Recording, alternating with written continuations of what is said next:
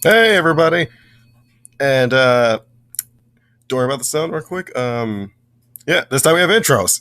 StreamYard updated, and now there's a free. Now for the free planners, you get to have intros. Great. So, anyways, welcome. First, my co-host, Latvian Dragon.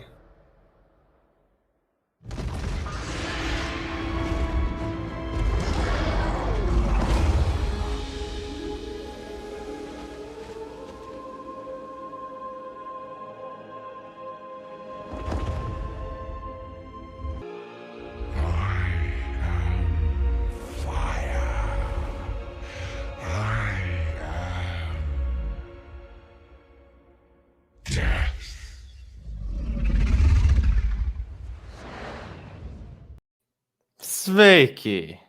Vicky. Man, that's good. Man, this is a story. And I'm glad they finally made this free.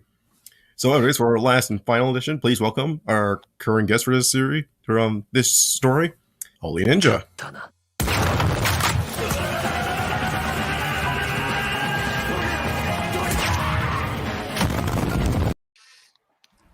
Ah, yes. The glorious beatdown of terrible writers. Yeah. Yeah. Now, I please entertain the chat for a bit. I'll be right back. uh, The all zero so far. the reason why I chose that my intro is because I don't know Don Streams had that, and I actually kind of like that scene, so it was perfect. Yeah, basically, Okay, I know. there's a lot of good stuff in the movies, but Yeah, there's a lot of garbage. for me, I don't really have any issues with it. I do agree there's some unnecessary plot points, and you could personally cut them out so it fits. So it's more like a direct adaptation to the book, but still,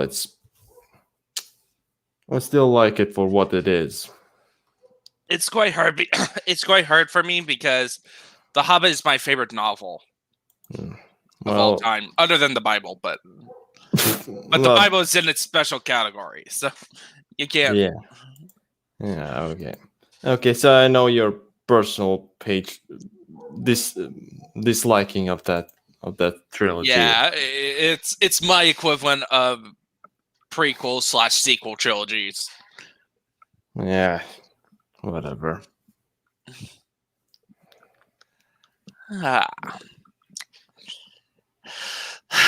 So what's gonna be in the line for our next? So what are you gonna expect for this next 4 chapters? No. Well, we change it to 5. Oh yeah, 5. Or what do you expect? What are you expecting? Borefest. I'm just expecting what we. I'm back. All right. So I was asking Lafayette Dragon this. What do you expect for these next 5 chapters?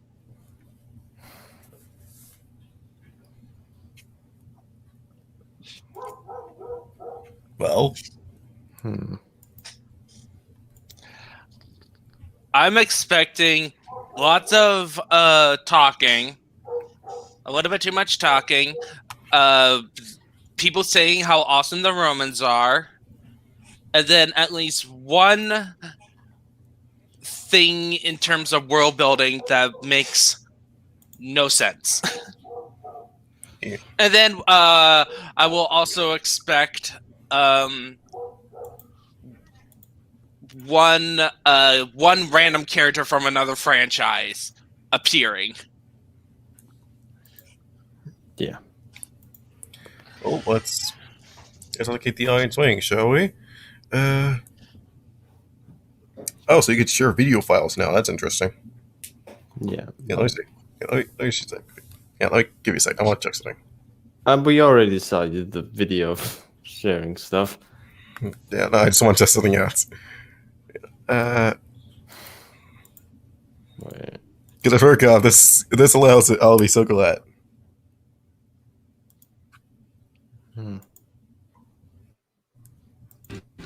Open fire! Oh, Oh god, the We quality. are pirates. We don't even know what that means. Open fire. okay. Yes, that's what it does. Yeah, it doesn't create the best quality. All right. Here we go. Siege of Mist. Oh, Christ. All right, so the Romans are attacking the Leaf Village, of course. No, The Mist Village. Yeah. I wonder how will they defeat them? Well, let's look at the chapters after this. Okay, chapter 15, Camp Life, The Godmother, Reunion, Hard Truth. Oh God, no. Godmothers. Oh no, we're getting Sonata, aren't we? And I need. Let me see if I have any. Okay, I really should have prepared a bunch of clips beforehand, like reaction clips, because all I have right now is just the Army of a Dead one. Well, I have many reactions. I could just send it to you, but Yeah, I think. Yeah, what's this one? Fuck my life. Mm. Actually, yeah, that's perfect. It's Oh, fuck me. Oh, that one. Oh, yeah, I have it. Oh, yeah. Please have a oh no clip too from JoJo. Oh no! Okay, I need to get those. I need to get the Oh No compilation. Yeah, Oh my god! Holy shit! Son of a bitch. Ah, son of a bitch! or there's one from Goblin Sawyer's. You get used to it, and then you see a clip of the elf acting all cringy with Goblin Sawyer in the background. Yeah. I need to see Goblin Slayer. Oh, Goblin Sawyer is awesome. Okay. Drake lead his soldiers as they march down the road to the Mist Village. The roads aren't like the well-maintained roads that he's used to, but the roads at their jobs to get his army to the Mist Village. And let me check something right quick.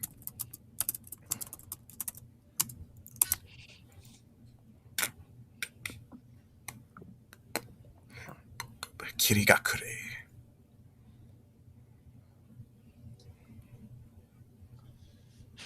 I wonder what are the soldiers' shanties as they start walking up the road. Okay, this is a very hard village to find. Actually, I don't think there's any road because according to the wiki, it's surrounded by a it's surrounded by a thick mist with several mountains in the background. Don't worry, they have flashlights. Yeah. They have flashlight that goes through the mist. And if I were to check the trivia right quick,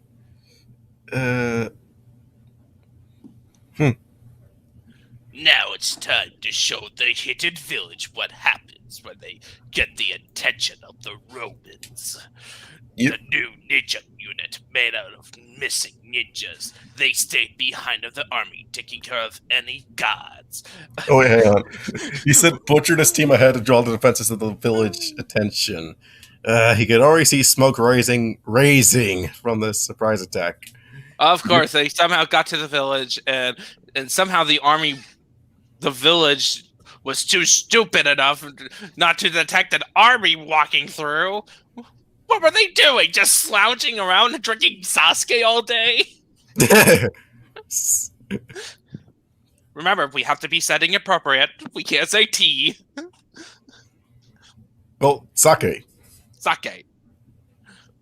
To agree to not attack the king. He did get the leader. He gave the leader of the village a choice to agree to not attack the camp to get to Zabuza. The Mizukage's response to send another hit team, killing 4 of his soldiers. Now it was time. They stay ahead of the army. Take. Can you scroll down?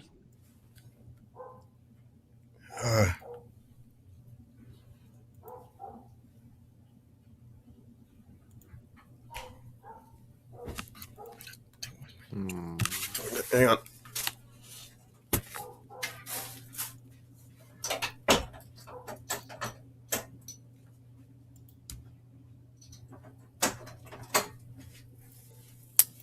So, yeah. Okay. Of course, their ninjas, the Romans ninja teams, are so much better than these Mist ninjas. It's like Jigsaw and the ninjas made good use of the poison darts given to them. It had looked ugly, walking past, uncontrollably convulsing, foaming at the mouth, horribly dying missiles, and just see, they killed like using poison, like them. Like, really? So you're also giving them the moral high ground as well? Moral? Oh, fuck me. You know what? Hang on, I need to find. Man, I need a high ground clip. Hey, Annihilus. Hey, Nelius. This is my torture. Yeah. At this boredom. At this point, it's more like we're just at a boring part. Basically, the Romans are kicking the Mist Village's butt. It's like, so he's also giving.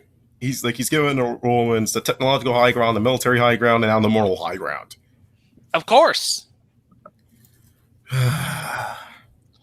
Of course. You know, I can write a war story where it's one squad that has the technical moral high ground, but their entire faction as a whole, not so much. You know, now I just want the M. Bison quip. Of course! Yeah, I think of that as... That and the, of course, don't you know anything about science? Okay, you need to link those to me so I can clip them, because that'll be fun to use. At some point I'll find them later.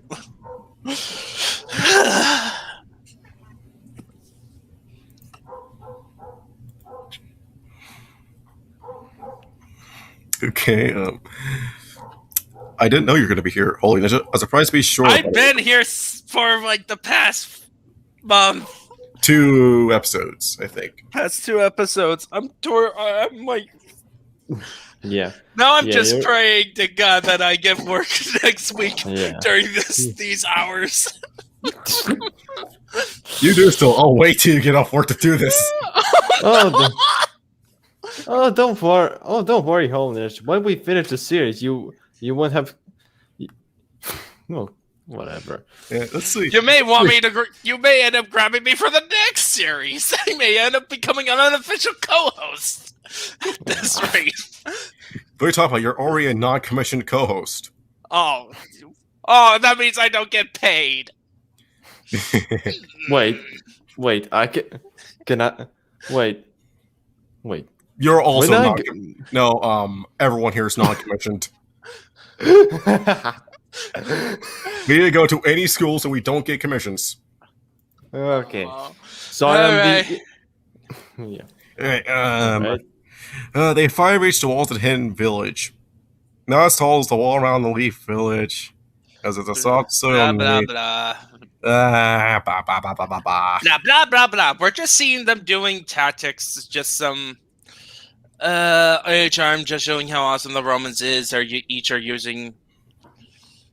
Enjoyed by 4 squads of 10 each. You know... you could tell by us just going blah, blah, blah that he's not writing a very compelling sequence. Yeah, no, it's like, you want something I keep going over in my mind for a potential story, for like a future fan novelization I'm doing? What? An urban combat scenario, essentially. It's like, you realize, it's like, because the operation initially is like, High Command just wants you to go in, find the heavy tanks, and then call an artillery support. Okay, communications get jammed because they hailed on an open frequency. And now they can't communicate with their artillery support. So they have to spend the next couple of hours within the city, and those are the longest 2 hours of their life, because it feels like every minute feels like an hour. Yeah. It's like they're waiting for sunrise and the mist to clear, the fog to clear. So they're pretty much left there to hide, to like hold up until then.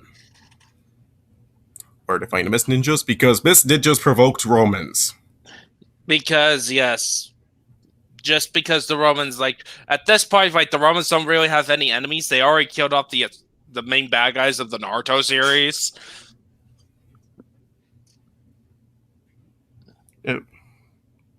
Yeah.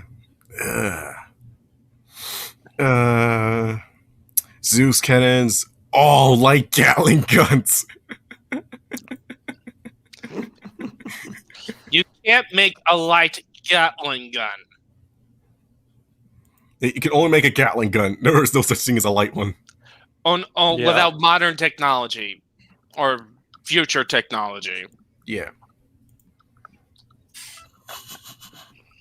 At this point, why not just give them modern weapons?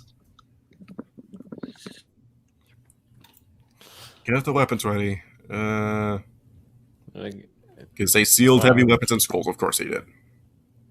You know, mind you, sealing's a really special kind of thing. It requires understanding of, I forgot what they called it, but sealing arts, essentially. It's like, some of them know basic sealing arts.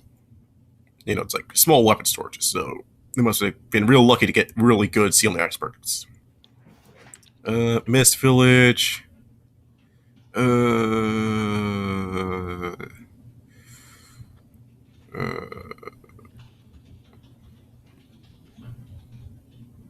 An elephant summon carrying. Hey Ninja, are you back again? Let's wait for Ninja to come back because he has to look at this.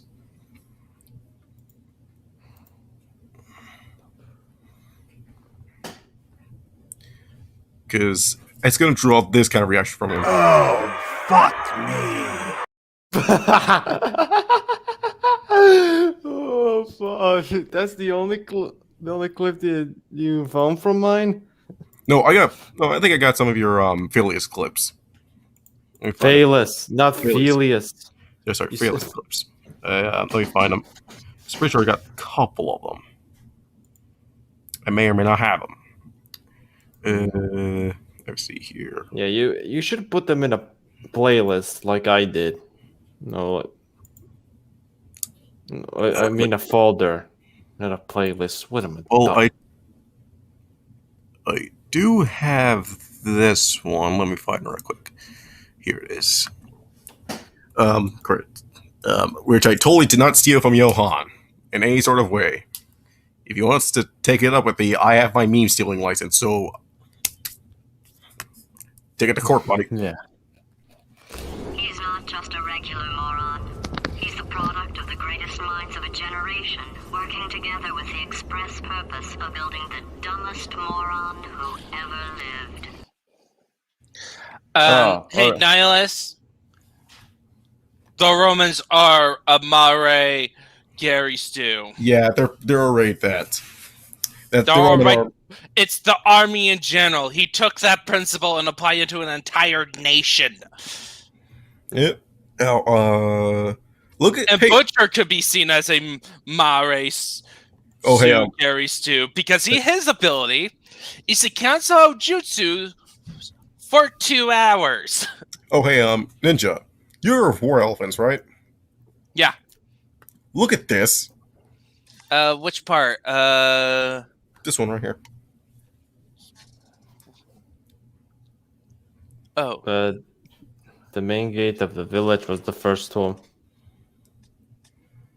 The gate was never designed to withstand cannon fire or fell, creating a gasping opening for the rest of the Romans to follow. Over 100 feet at the soldier, an old male with sunken cheeks and one tusk broken off a few feet from the tip. A war elephant covered with metal plates protecting its legs and soft underbelly.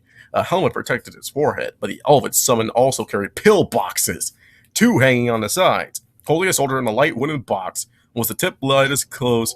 It was only the slide exposed the soldier inside, which the soldier also used to fire the heavy machine gun in safety.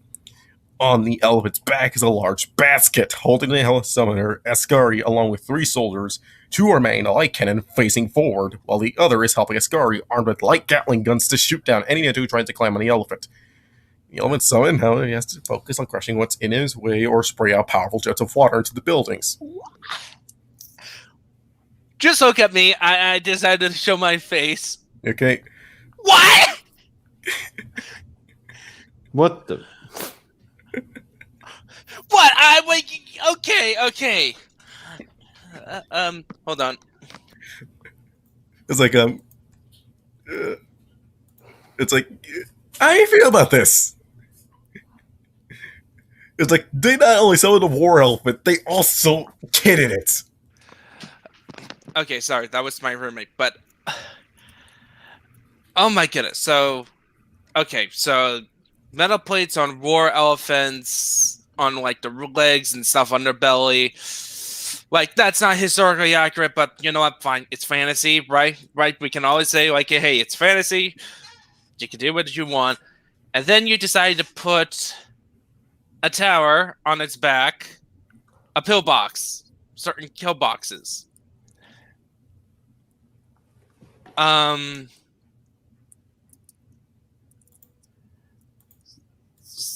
so this.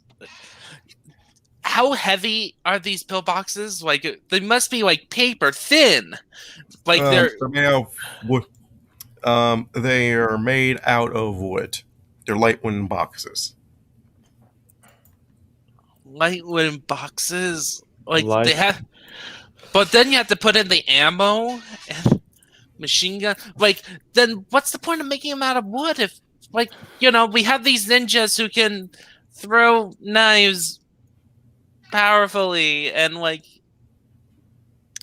this doesn't make any sense. Oh no! He just took the elephant from Lord of the Rings and made it worse. Yeah, and you know what? A mummy kill is a fantasy elephant. Yeah. It's like 100 times larger than a regular elephant. Now, mind you, war elephants are freaking hard. Like they're not easy animals to control, and there's a reason why. It's like only one country, so only one country employed war elephants, just one.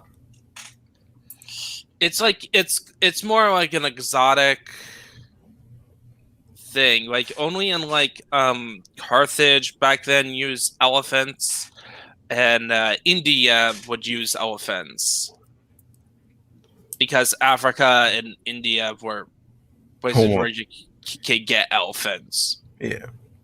And also, yeah, it's scary at first, and then The thing is, the elephant's a difficult animal to control. and they could just use fire jutsus to just kill the elephants. But no, Since these they are have, Mary Sue ninjas. and also this is technically made out of metal. Metal is heat conducted. Just heat it up really good, and you'll cook it. Yeah, just cast heat metal. Just there's Oh, the cooking book. Oh wait, sorry, hang on, forgot. These are water ninjas. The village in the Mist is home more to water ninjas than they are to fire ninjas. But then wouldn't they also be able to use to create rough terrain, cause that thing to stumble? Oh yeah, or make it like extremely muddy to slow down the enemy. Yeah, and plus, or you can make I don't know, you can like this is like the point of manga where you could take some weird facts about certain elements and then you make it into a weapon. yeah. Like Araki explaining explaining a bird's lung capacity to have a fight between Petsha and Ikki happen underwater. Yeah, or like even if, like Dragon Ball does that occasionally. Yeah. Or Hunter x Hunter. Like they just use some weird facts. Like that's part of the fun of manga is that when they use other element that you're not expecting to win the fight. Yeah. And I'm pretty sure with like Naruto, there was some of that going on than just I have a more powerful jutsu than you. Yeah, it's like at one point they actually employ tactics during their fights, like using subverting the expectations of the enemy. And honestly, if a real situation if I was like a ninja commander, and I know these properties of these guys, right? Yep. Because clearly they should have got some scouting by this point. So they would know the properties. There are some weaknesses you could exploit. You can just hide. It's not like they have good detection of ninjas, other than other ninjas. So you just lead them into your village or something, and then assault them from there. Surprise attacks, or you lead them into traps. There's ways you can lead people into traps without just do the old classic chase me, chase me. Yeah, and actually, it's like really think about this. Tripwires is like most get a really strong wire and tip that motherfucker over. And also, you can also raid. There's also you can just steal weapons from the enemy too. Yeah, I'm surprised they haven't gotten that point in where ninjas actually stole weaponry from the Romans. it's like they have the ability to transform into Romans. Why not knock them out, know what you need to know about them, and then transform into them, sneak in, grab a bunch of weapons, and go. Yeah, and then also blow up some weapons. Like remember, this is a war. If they and plus these Romans seem to not be very stealthily, so they know when the Romans are coming. Like, just listen for the clanging sound of metal and Gary Stew going over the horizon. Yeah. Yeah. Are you saying that Butcher was there where all of the scouts are and took them out? He went on ahead to act as a strike force with his team, and they worked at this distraction. But Oh, that's only for this day. God! Oh, wait, hang on. Flying above it all are 6 giant vultures, dropping off 3 of each. Torch and blast units on top of the tall buildings for the blast units, and into crowded areas for the torch units. Because why not? Yeah, why the fuck not? Use weaponized giant vultures.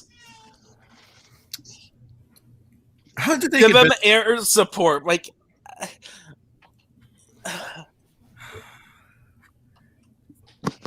Okay. The torch units said, okay, and with water juice is the most used in the village, and just trying to point out the powers only made them worse. Or use the water jutsus and use it against them. It's like, if it's like, okay, just set a bit of water their way then. or how about since these are water ninjas, right? Are there ice ninjas in Naruto? There was a clan of ice ninjas, but they were all wiped out. Because in the Mist Village, there was a thing called the Bloodline Wars, which was essentially Mizukage went crazy and decided to declare genocide on all Bloodline users. There was only one left by the time of Naruto, and he died at the end of the wave arc. Or, well, he was supposed to die, but he survived. So It's Haku. Haku's the only last ice user. no one can use ice powers. Nope. That is kind of stupid. No, it's within the world build.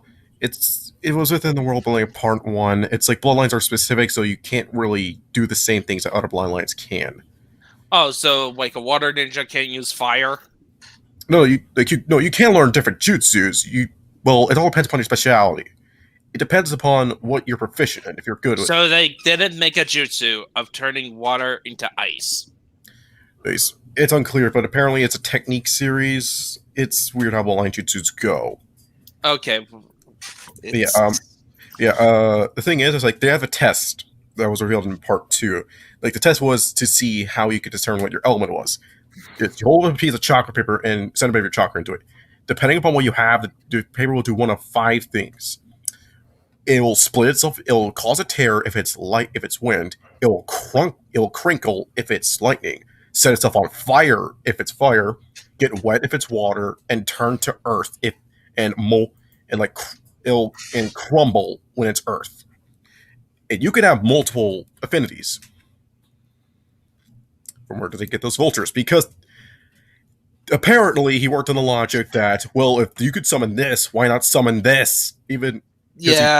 Summon, even though the majority of the summons within Naruto are all Japanese summons.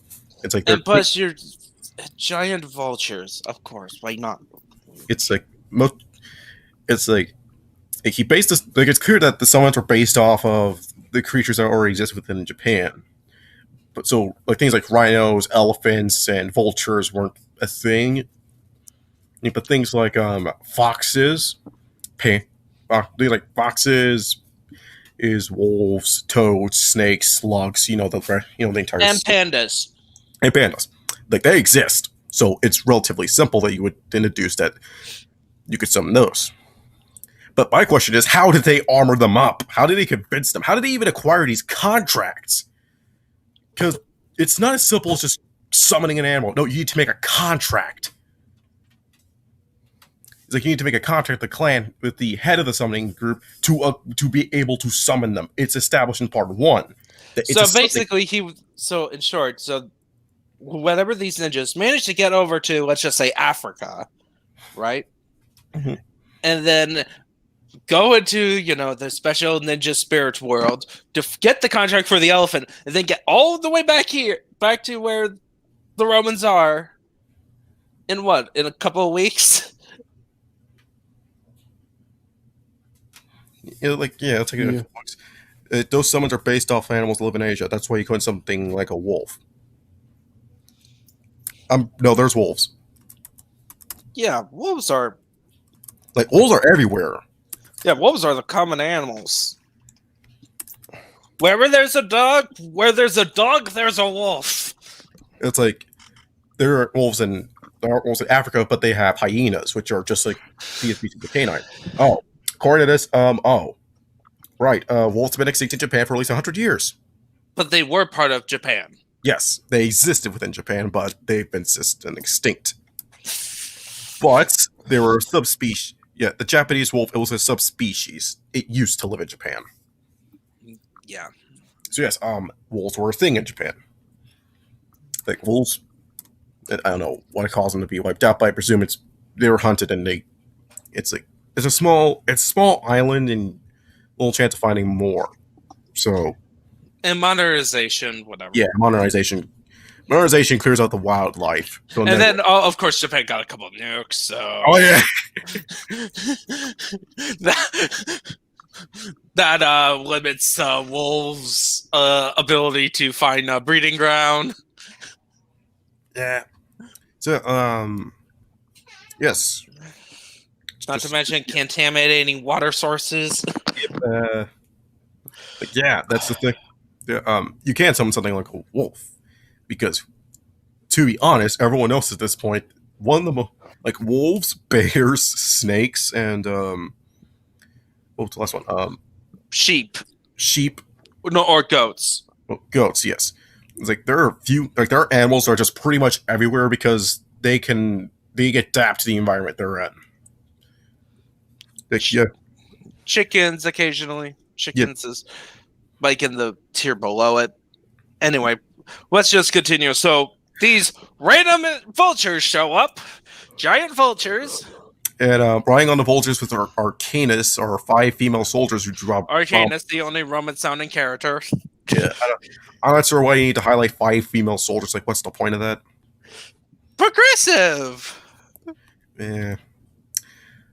Butcher, the ninja unit, and the remaining soldiers came riding on the horses in our Callisti at summon or were pulled on carts. So yeah, horses. Summoning horses. Oh, horses. Another animal that is common. Yeah, it's a very common one. A horse is snake. I have a good idea. Okay, horses in Japan is kind of weird since they have none that were native in the first place. It was if there are sources in Japan, it's because they were brought over from mainland Asia. Yeah.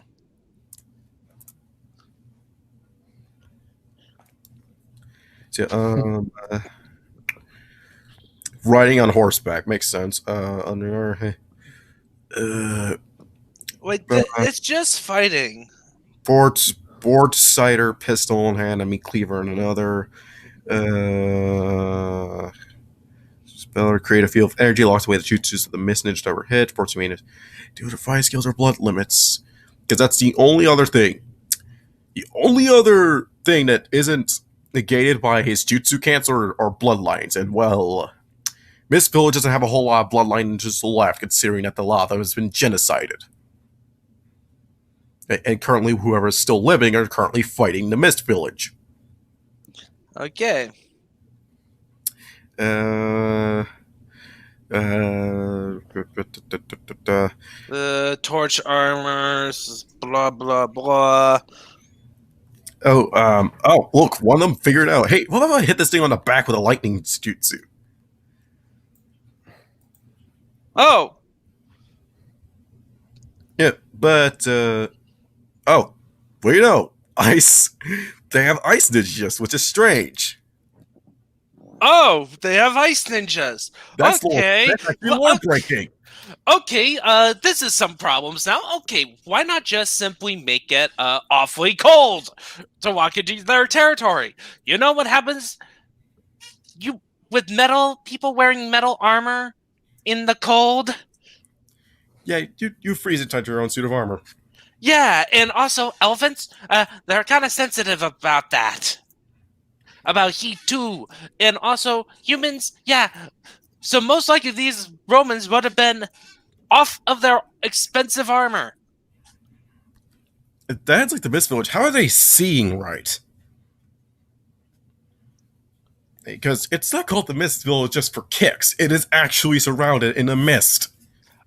Because they have special they have special flashlights.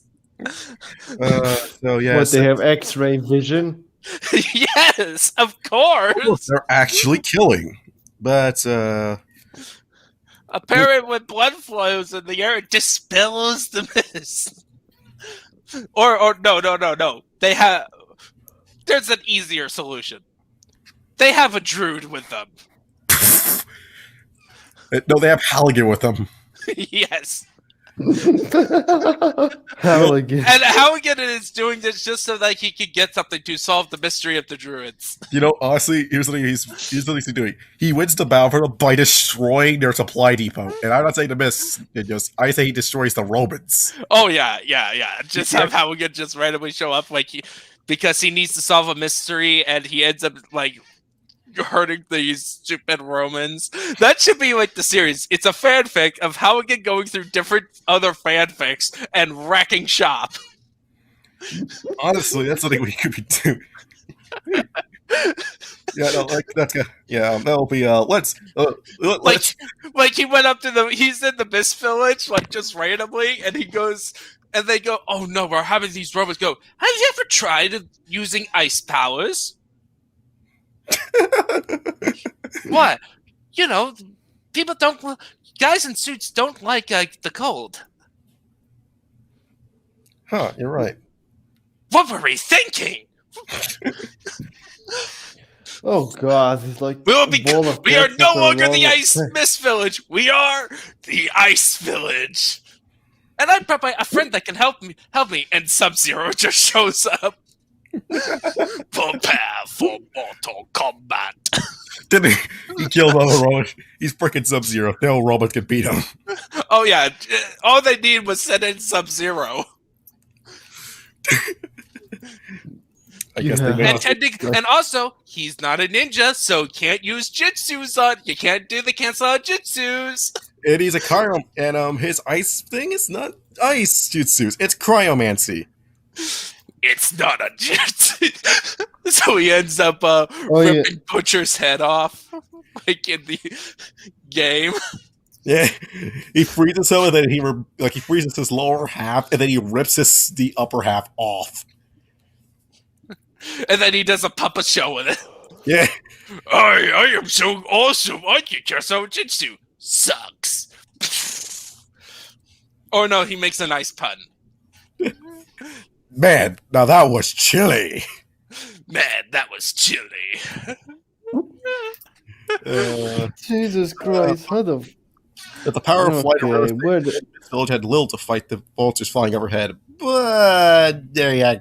Well, not really. They actually kind of do. It's called Explosive Tags Thrown at You by a kunai. Oh yeah. Yeah. Arceus with her bird eye jutsu, allowing her to see or detect any long range attacks, used a sniper rifle. Of course, sniper rifles. Ah. Do the ninjas use bows and arrows? Nope. Not that I am aware of. No bows and arrows in Naruto. Let me check. Hang on. Naruto. There's bow. gotta be one character that uses a bow and arrow. Let me see here. Oh, you know, there is.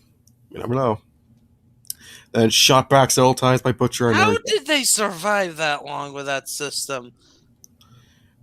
They made really good ninjas. That's all I can say. Okay, Like, how long had that village last? Been around? quite a long time. They've been around for let me check. Kitty. They must have like a lot of kids or something. Let me check real quick. Okay, Kirigakure has been around since. Let me see here. Since the Warring States period. Since the time of the first Hokage. But that thing was only. That system was only implemented during the third Mizukage's time. Wait, oh no, never mind. No, it's been a long while. Because it became infamous as the Village of the Bloody Mist. Yeah, it's... Why did they came up with that idea? What were they thinking? Were they thinking of survival or something?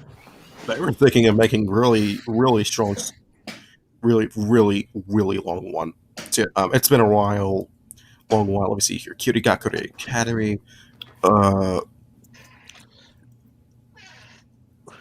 Okay. So, this was to eradicate emotions in exchange for combat efficiency. But it was discontinued. It was discontinued after Zabuza killed an entire year's graduating class. Like, he killed a lot of them. So then they're like, okay, let's not do that. It's stupid, it's killing, and it's not worth it.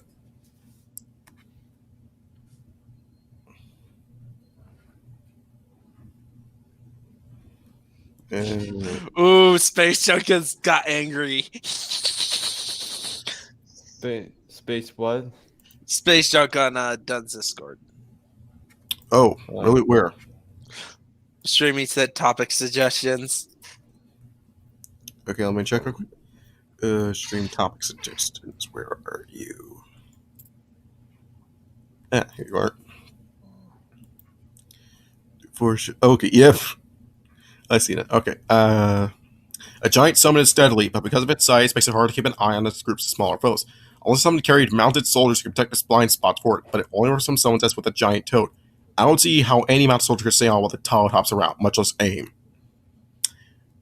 I'm wondering how your soldiers can aim on a raging elephant. Because like those things are fast and they stomp hard. They will, especially when they're charging forward. You might as well not have been aiming at all. Yeah, how did you get the elephant? Like, after you summoned the elephant, how did you put armor on it? How did you even find a contract for it? All right, we'll just continue. I think that since there isn't that much flying, that the ninjas wouldn't have that much in being able to fight or defend against flying foes. Because they just use kunai. It's like... Kunais are throwing weapons. Yeah, and tactically exposing tabs. 3. A good idea with the Firefly is like it would be in the movie The Warrior's Way, except instead of the 18 firing, the gun users didn't panic at first. The ninjas in the movie got the jump on as the cowboys, but they held their own against the ninjas once they got together. And with how the Mist Ninjas killed many young students just to pass the ninja, there wouldn't be that many ninjas compared to our village. They used to have that practice. They discontinued it after Zabuza killed the entire graduating class. And when would that happen? When he was still a kid. How old is he in the series? Let me check. Zabuza. No. Zabuza was 26, and he graduated at the age of 9. So, Yeah, so that's like years. That's like a couple generations. Yeah. It was 15 years. Yeah, that's So- like a lot of kids. Let's be 17 Yeah. years. Oh yeah, 17 years, not 6. Yeah, not that's- 15. That's enough just to get like a decent number of ninjas. They would be like Sparta with a small number of elite soldiers, which means any enemy with a large number of ninjas killed would effectively destroy their fighting strength for years. Not like that's gonna No. happen. Because they don't send in a lot of soldiers. They send in what they think is absolutely necessary. And then, like, it's like 300 soldiers versus a whole army. And More- plus Sparta had more regulars. They had all the like Sparta is not like a small group of elites. They're only small because they're just one city out of all the cities compared to the other Greeks. They're like their population size is the equivalent of Athens or something like that. It's just that the men in Sparta, like the Spartan men who were citizens, not the slaves, not that stuff. They were just dedicated soldiers of their career. They're not better in the traditional sense that they had more elite training. They're just more elite. They're just better because they're more experienced, because they're constantly every time Sparta gets into a war, all their men goes to war.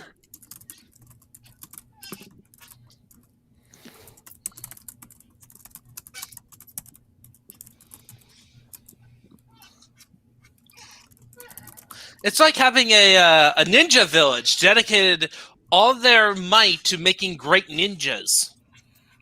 Yeah. They just simply, like, the equivalent is the reason that system they employed, I'm assuming, is to give their ninjas more experience in terms of killing. Yeah, so it's like, and considering the fact that the Romans, it's like, we don't like training one stat, just give them like a few months and then send them out to field battle. Yeah. Yeah. And also give him these guns. Getting mini Gatling guns. All right, I think next chapter. Yay. One Well, down. 1 4 to hour go. and 1 chapter. Maybe we could do some summarize. Yeah. Yeah. I think you guys summarized a bit of it, especially the dialogue. Well, yeah, because this whole chapter is just like a battle scene. Like the whole dialogue is just meant to be the twist. The first wave. Psh, psh, psh, psh, psh. Yeah. So, Wise Wolf, next Yep. chapter. Yeah, next chapter we got one more. However, you see, the real life Spartans themselves were deconstructing the Spartan way of fighting, training. Spartan hoplites were trained so hard that very few actually passed training successfully. These whole individual Spartan warriors were nigh unbeatable. The actual army is made up of only a few thousand elite soldiers that couldn't cover much territory. Not that they needed it. There wasn't a whole lot of territory to cover. It's like you don't want 1 million soldiers on a small, tiny little island. Okay, suffered huge blows if even a few hundred warriors were killed, and losses took far too long to replace. Yeah. Also, they didn't care much about they cared about their territory. Their biggest strength, the politics in ancient Greece is actually probably very similar to Naruto in terms of each city is its own nation, and it was more about leagues of nations influencing the other. That's where cities have like central power in terms of the greater political situation in Greece. Yeah. That's why, paradoxically, the Earth was basically an awesome but a practical lethal joke army that was very good at winning battles, but very poor at winning drawn-out wars, as Thebes and Rome demonstrated. That's Thebes? just because their wars are different than the Thebes and Romans were. And plus, Rome got their butt handed to them multiple times. They were close to defeat multiple times. It's just that they were too stubborn to lose.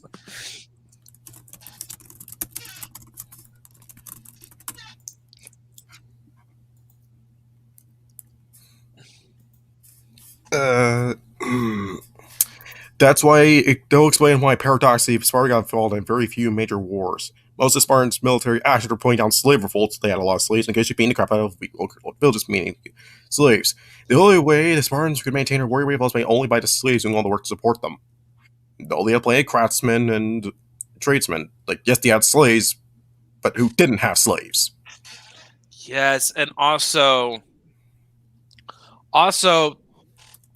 there was very few big wars in Greece. It was all a bunch of small, what we think of skirmishes, Like, the big wars in Greece didn't happen until the Persians came along.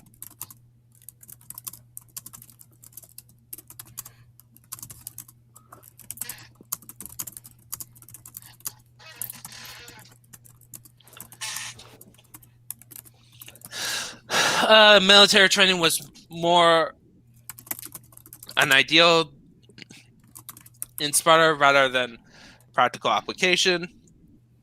They almost didn't want to go to war for fear of ruining their perfect system. Once they lost their slaves, the whole system fell apart as warriors or only warriors really don't know how to farm or make food like bread.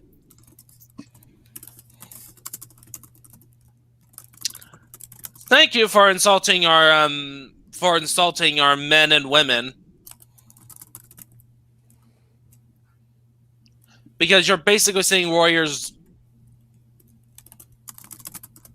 warriors wouldn't know how to farm or make food. The other one is military training is all more than ideal in Sparta. It was for fear of ruining our perfect system. Once he lost, they were reduced in putting up mock plays and training for Roman visitors like a theme park. A proud warrior race being reduced to putting up a mock theme park for visitors is a sad thing for the whole Spartans. In other words, sticking to standard army is better than having a whole army of super soldiers, which is. The Spartans were not super soldiers. They were actually a standard army. That's why they were better than the others.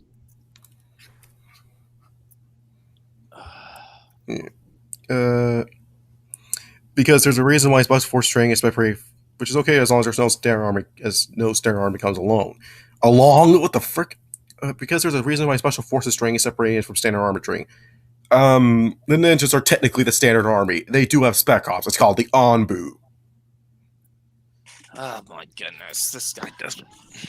Calicut is destined to fail almost all the applicants in that they're not meant to fight against large numbers of enemies that they're a strike team. Meaning to strike enemy equipped for king out to counterattack with a large number of forces. There were wars! Yeah. And a lot of those veterans are still alive at the time of Naruto. And the Roman started to fight against the special forces of the elemental countries, namely the ninja villages.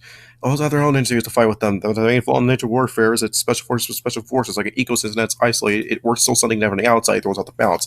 But special forces works to destroy the standard army. Yeah, and also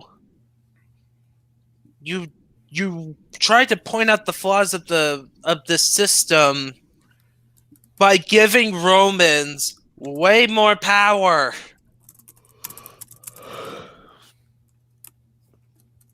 Like, if you really want it to point out, why not just have the regular Roman army? Like, the old Roman army, not this made-up one that you made. Next. Chapter 16. Camp Tala. Camp Life. Oh no! We're back in Naruto. He wakes up sleeping in a cotton sheet.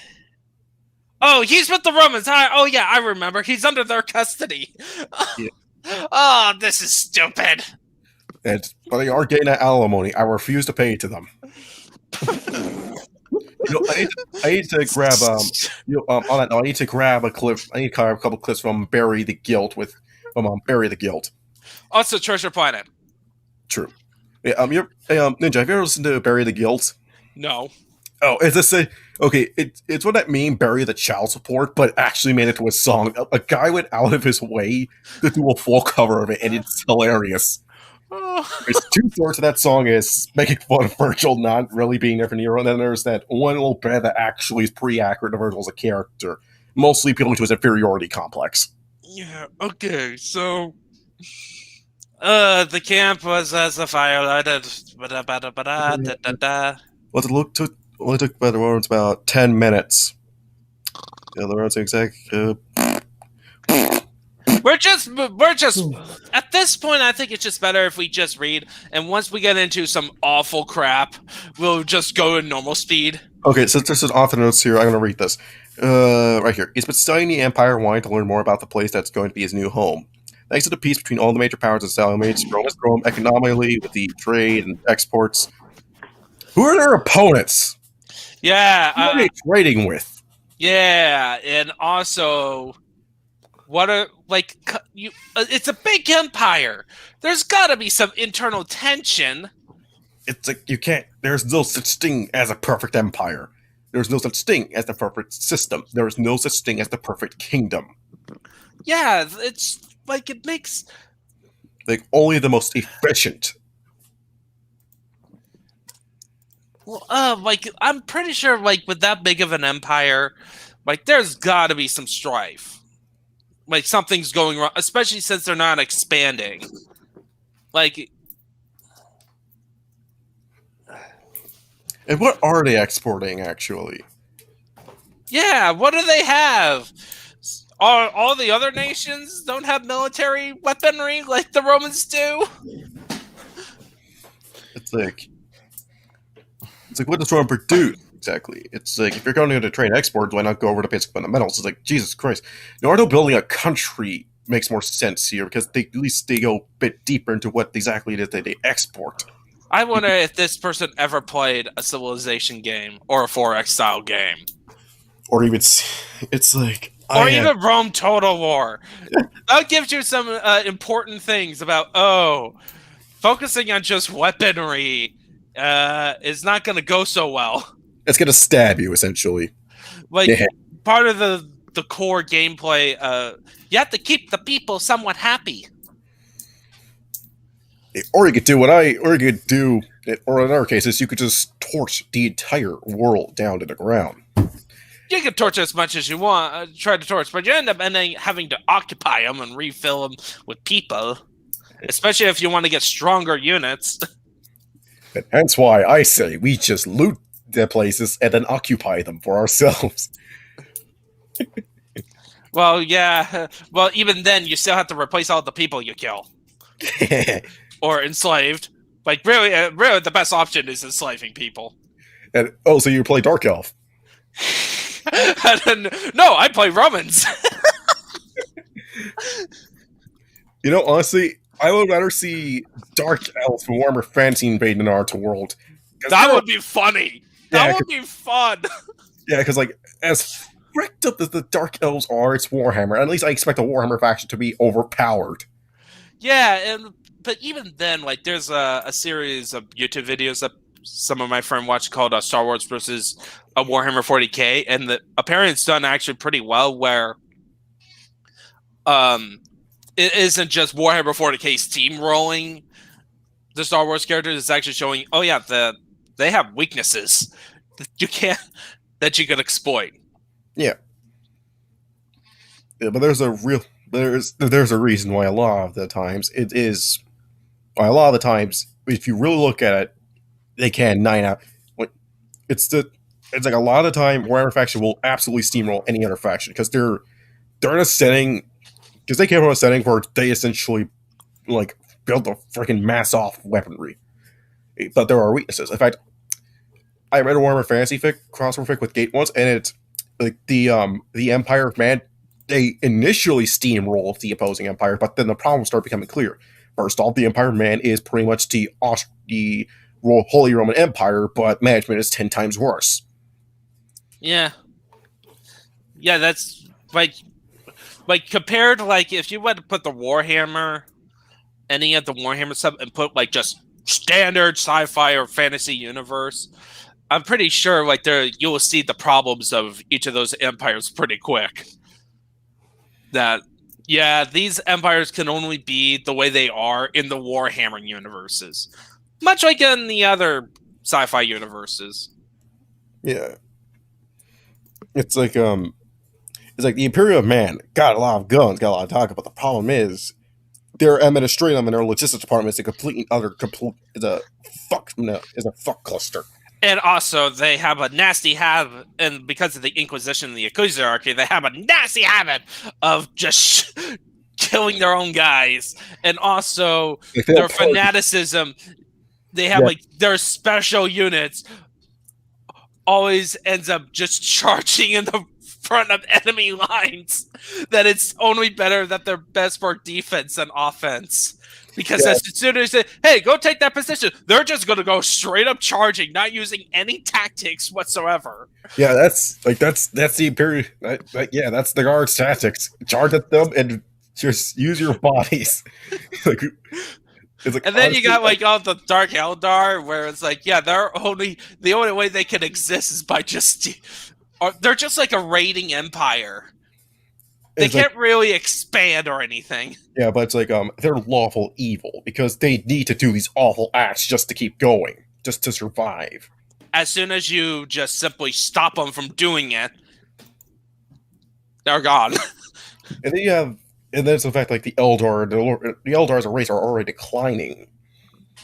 It's like, Yeah, like they're trying to go through all this effort just so they can be revived. It's just that they're too arrogant just to let others to help them. because they're Eldar and they're pricks. They're pricks. And then you got the orcs, which is all they just do. They're just like, we're just fighting everyone. Yeah, it's like, but the thing is that it makes it like the orcs I could see winning because the orcs you can't. It's like you have to go out of your way to completely destroy any chance of an orc infestation because they leave behind spores, and if you don't torch the entire planet, and if you so much as miss even a millimeter, they will come back. But they can be manageable. But you can manage the orcs. You can. Yeah. We're not talking about annihilation here. We're just saying like if you win in a war, and like if one side of winning a war is we can actually just make it so they can just be in their one little corner that we just have to make sure it doesn't get too much. Yeah. Yeah. And then you have the Necrons, just destroy everything. But but they're all about just wanting to just stay on their planets most of the time. Yeah, it's like the only reason you'll ever see Necrons is because Mechanicus went tomb searching. Yeah. Basically, if you just avoid their worlds. It's like, yo, bro, stand on my safe space. Don't they get off my lawn, people? Impany Hopper to get off my property. Yes. It's like 9 times out of 10, if there's a Necron invasion, blame your nearest Mechanicus. Yeah, and then you got the Tyranids, which they're just... They don't take worlds, they eat them. Yeah, and all you have to do is just like kill them with a special bug spray. But you just inflict them with disease and they die. Yeah, it's like just feed them a disease thing and it will spread across the hive. Yeah, and then you got the Tau.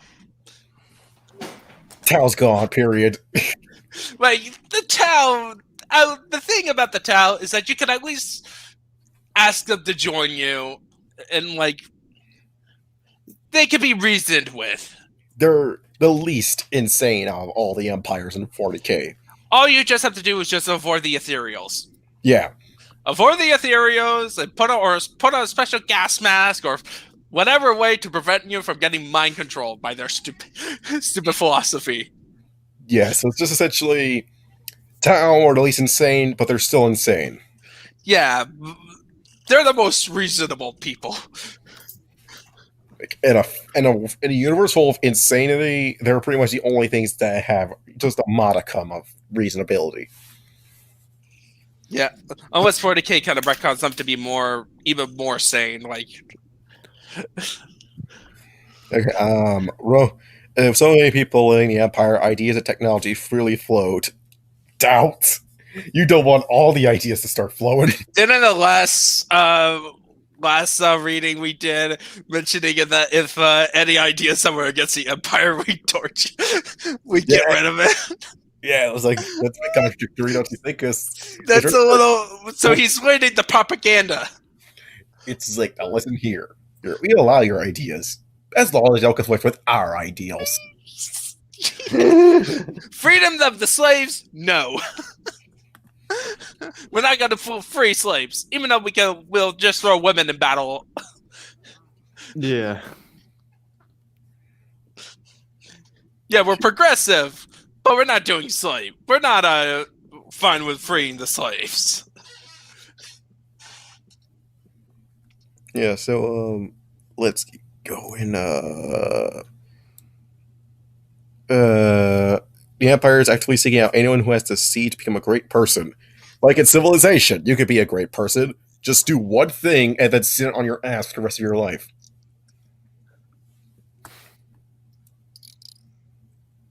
Always ninja this. Always ninja that. Jesus Christ. Well, yeah, but the thing is that the Tau and the Eldar, their problems are not like overly aggressive against humanity, as far as I know. No, Like, the Tau more or less are trying to be cooperative, and humanity, well, they're Xenos. What do you expect? You have to kill them. Yeah. Like compare, it's the Dark Eldar and the and Chaos. It's like the Eldar, they're negotiable. In fact, like there's been alliances with Eldar between humans and Eldar before. In fact, and now Robert There's a meme about Roy Gilman's Eldar girlfriend. Yeah, so it's like it's not out of the question. The thing is, they can't just simply focus on Tau and Eldar, especially since the Tau and Eldar are the more reasonable aliens. It's like Tau at least likely to attack them because if they do, well, it's like they have very few worlds as is. You draw the attention of the Imperium, say goodbye to those few worlds you have. It's more of like chaos and it's like chaos, the Tyranids, and the Necrons are no more bigger threats. And the Orcs, well, they're fearsome. Just don't send 2 million. Just don't let them fight the Tyranids. Yeah, and then the Dark Eldar is just like raiding planets every 10 seconds. At least until you said Sly Marbo there. Right. Yeah. Okay. All right, let's just continue. All right. Finally, someone also mentions it. Who changed the world by coming up with a new idea or invention. Okay. Wrong! Small, stagnated, elevated countries, blah, blah, blah, blah, blah, blah, blah, ninja blah, blah. This, ninja that. So, complaining about the whole premise of a story. Because he likes his cooking, I Frank Naruto just in time. Open the cans of corn and put it in a pot. What's corn? I'm glad you didn't say it with a P, otherwise I had to give you the talk, Naruto. What's corn? Their wheat-like plant that was discovered some time ago and was replaced wheat as the main grain. What's... What? You replace wheat? You replace bread? What? Okay. Bread's still a staple today. Because bread is bread. Yes, bread is bread. And there's plenty of things you can make from wheat. It's like you need wheat to make flour. You need wheat, and which is then. Oh my goodness! I looked up about where corn originated. It originated in the Americas. Oh my god! So, how on earth did the Romans take America? Like, did they take America as well? Assuming that the Vikings didn't get there first and actually colonized it, and then they also decided, let's make our own guns. Let's wreck the Romans by adding in Viking Americans. You're just gonna go guns. No, even better. It's along with Viking Americans. Let's just give the Aztecs and the Inca empires guns. We'll just treat the world building of this universe as crappy as the author. Let's even better. Let's give the Aztecs the lizard men from Warhammer Fantasy's kind of technology. They get access to lasers. You know what? Let's just make this world. Clearly, this world is stupid. That it might as well be like this equivalent of Warhammer Fantasy. But Warhammer Fantasy makes more sense because it's actually more grounded in a Warhammer sense. Yeah. This one makes no sense. Yeah, let's also get the Viking Americans, the dwarfs gyrocopters. And the Da Vinci planes. Yes. And also let's give them a steam tank. Yes, steam tank. We just make Vikings dwarves. Well, we consider the fact that dwarves originate from Norse myth. Yeah. It's like they even have dwarves who make the more complicated machinery. So, are we making the Chinese the elf equivalents? The elves equivalent?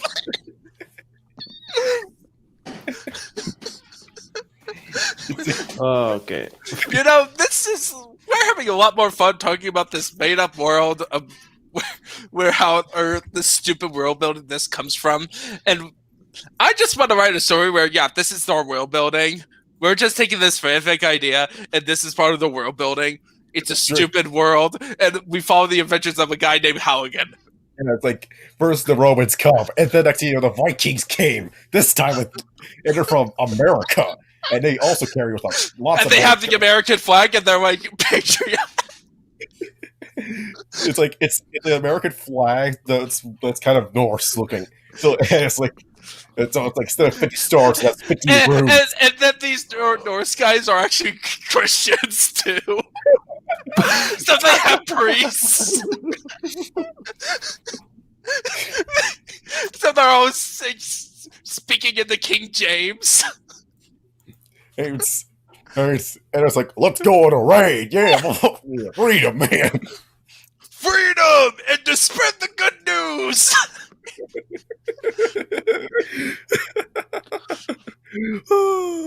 Oh man, this is just painful. Yes. Wait, how? No, we're having fun. Yeah. Also, why would you replace grain? Why would you replace wheat? Yeah. Then again, you replaced it with corn that is from America. Well, or maybe, perhaps, they're trading with the Vikings. Oh yes, that explains. That's how they. So wait, they're paying money. They have so much money that they're just trading with the Vikings. It's like, Or corn. We'll give you 2,000 crates of corn per month for 5 million gold. Seems fair. Yes. So can we just make it that the Romans are not good accountants? It's like That's why they don't have medical technology. Like the Chinese Empire, or like the Indian, or like the Muslim Empire equivalent now, like have the best medicine, but they refuse to sell to the Romans. Can't afford it because they're spending most of their money on building their army. Yeah, it's like okay. So what about those raiders who keep sending to our way? Those are not our raiders. No, we just came back from a raid. Took some corn back. Here's your corn for 5. Corn. Oh wait, yeah, they're stupid enough to put all their wheat right next to the Viking raiders. That's why they have to do with corn. They have to buy the corn out of the Vikings because the Viking ends up stealing their wheat. If it's not the Vikings, it's the Arabs. It's the Ottomans. No, it's the Turks. No, the Egyptians. The Egyptians are back. It's the Egyptians, but they're more like the Tomb Kings. Meaning that they're also being undead. You got undead Hot Cleopatra. Holy shit! Yeah, yeah, and one of the Roman emperors is one of the part of the Roman imperial family is actually in bed with the undead Cleopatra. Yeah. She has an illusion that makes it appear that she still has skin. Yeah, or no. It's an undead Cleopatra, but she possessed the body of a random woman. And she just like Cleopatra. Yes, we're doing a Wonder Woman 84. Yes, we're pulling that shit. Yes. Look, we're coming with better world building. And this world seems fun. Yeah. I would definitely want to make like a game out of this. Yeah, just like you try it. Okay, first you invade the elemental countries, and then the Vikings reveal that they have also invaded the elemental countries, and they are also taking your wheat. And but then all of a sudden, the Asians appeared, and they teamed up with the elemental countries. Oh no! It's like be at the base level of a faction from like a fantasy thing. So let's say it's actually let's say it's India, but it's that they're based off the Haradim. Yeah. Well, we need, or we have Japan who finally took over, who took in this continuity took over China and Korea. Like, let's make them the Tao. Yes, and they have giant robots.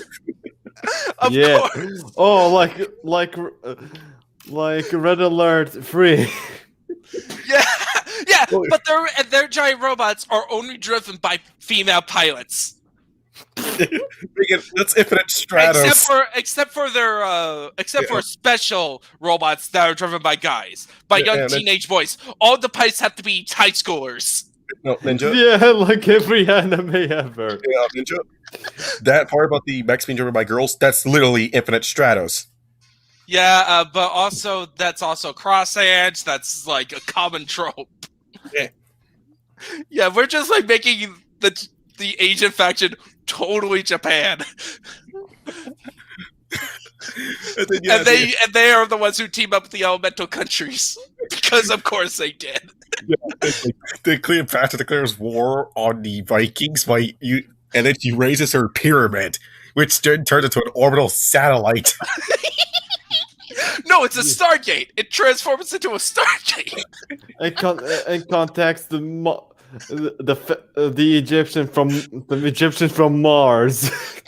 Yes. No, it context the last remnants of the Greek society, and they come in flying. Like, and it's actually Macedonians, and it's Alexander the Great revived. Oh yes, but you see, the Vikings had a secret weapon. They also have a teleportation, and they summoned the Norse gods, and then metal bands. Of course, they have metal bands. They have special bards that gives their soldiers infinite power. Yeah.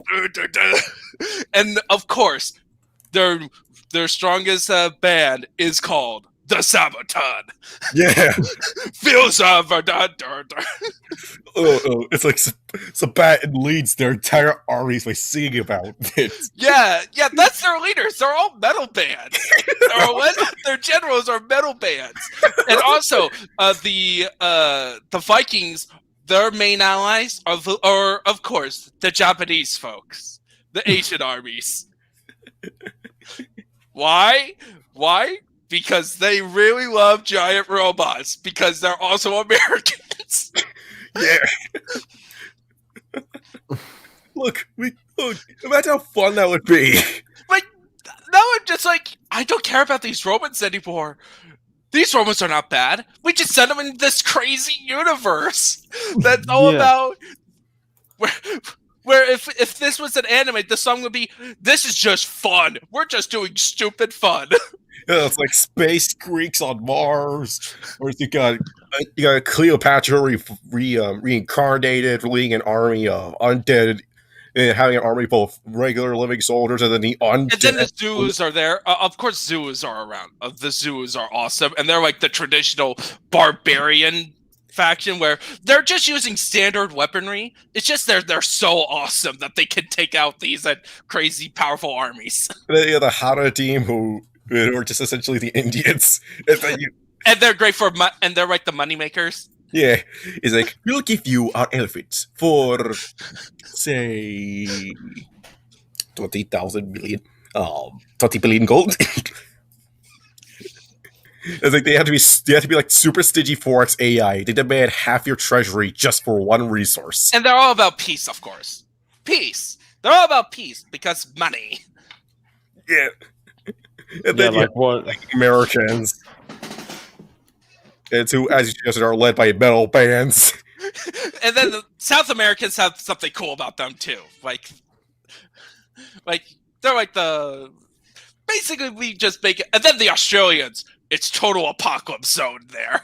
That's where they have dinosaurs. It's like Australia is a forbidden zone. You are not allowed to enter. But the people who are there command an army of dinosaurs. No, emus. They command an army of emus. Well, yeah, they have emus, of course. That's their like cavalry, right? But they have dinosaurs. They have every extinct animal on the planet. So If it's dangerous, it's in Australia. yeah, of course. And the people there are like super elite, and basically Australia is the land of the mercenaries. Yeah, they're filled with the mercs from Deep Punchers who like Sniper and Sexton Hell. Yeah. Oh my god, the leader is Saxton Hale. Yeah, Sexton Hell. It's like everybody there's like casually living in this entire nightmare of a land. It's like they're sipping tea as they're being eaten by a giant spider. No,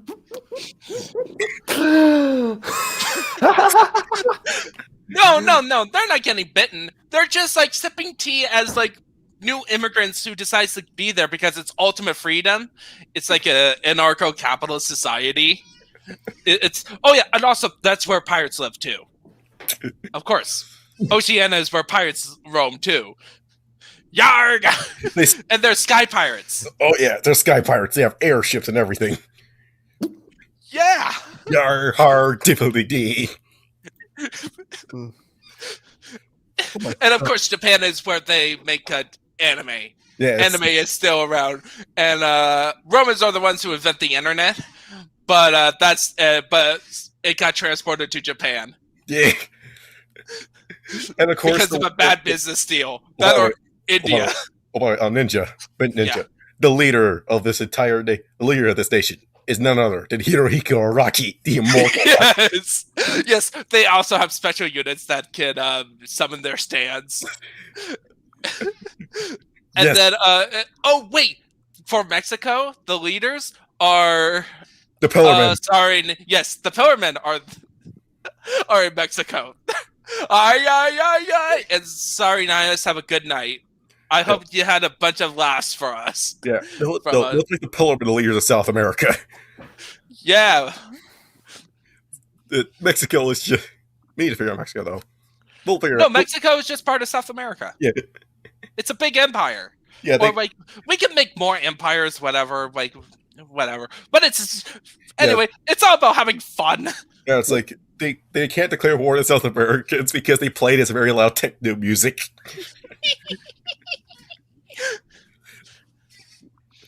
Anyway, okay, let's just continue. Food, corn, food, blah, blah. Corn. A couple of feet away. And not the good corn that goes out and violent rampages.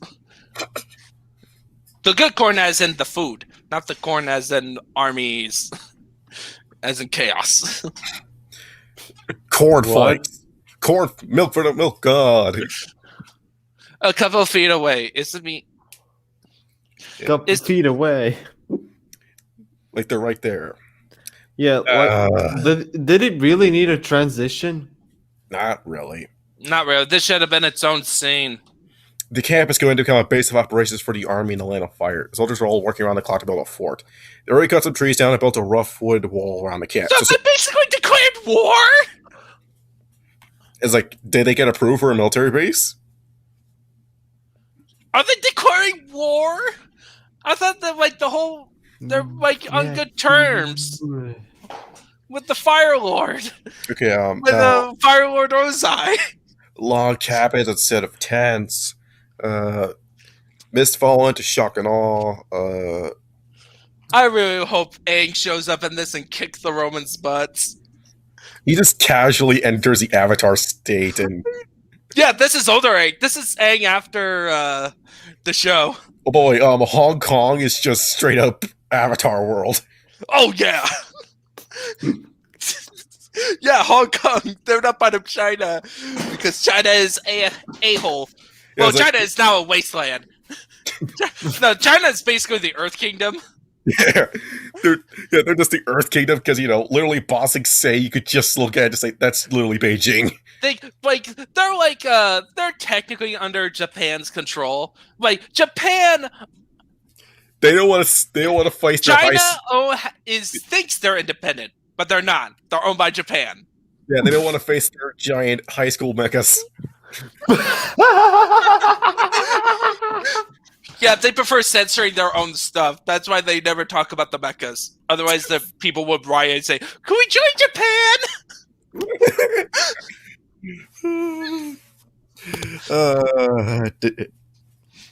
Oh no, even better. Japan also has to keep you Toku Sentai. Oh yes, yes.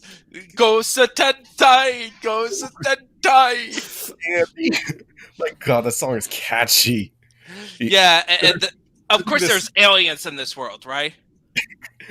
Well, currently Japan has access to all the aliens, excluding the Greeks, who have. No. I mean, like, there's other aliens. Oh, Naruto. No, aliens in our world. But there's other aliens other than what they know of, like a certain horned demon. Oh. Frieza. This is in a World of Dragon Ball. This is just a random planet. No, that's an entirely different planet. It's actually a planet that's really close by, but they can never see it because it's always 2 steps ahead. Well, it's actually directly opposed to them on the axis. Yeah, it's like, so they don't know it's actually there. And it's the World of Dragon Ball. Yeah. They can't get there because otherwise they may accidentally find Cell living amongst them. All right, let's.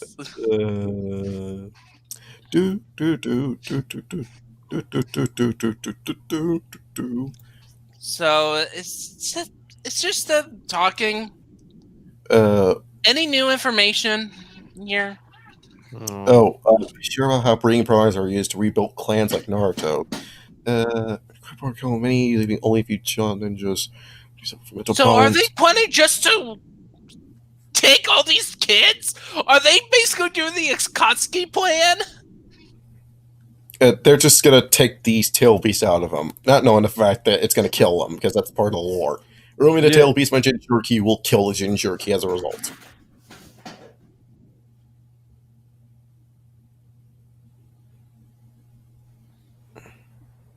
They're gonna do a breeding programs? No, and that's what the ninja do. Oh. It's called the Clan Restoration Act. I know, I'm not joking. That's an actual thing. Because clans are dead, and so they just go. So what do they do? How are they going to do it? Is it through cloning, or are they doing the? Oh wait, never mind. No. Oh wait, oh, never mind. That's actually fandom thing, not a. It's a fandom thing, not a canon thing. Oh.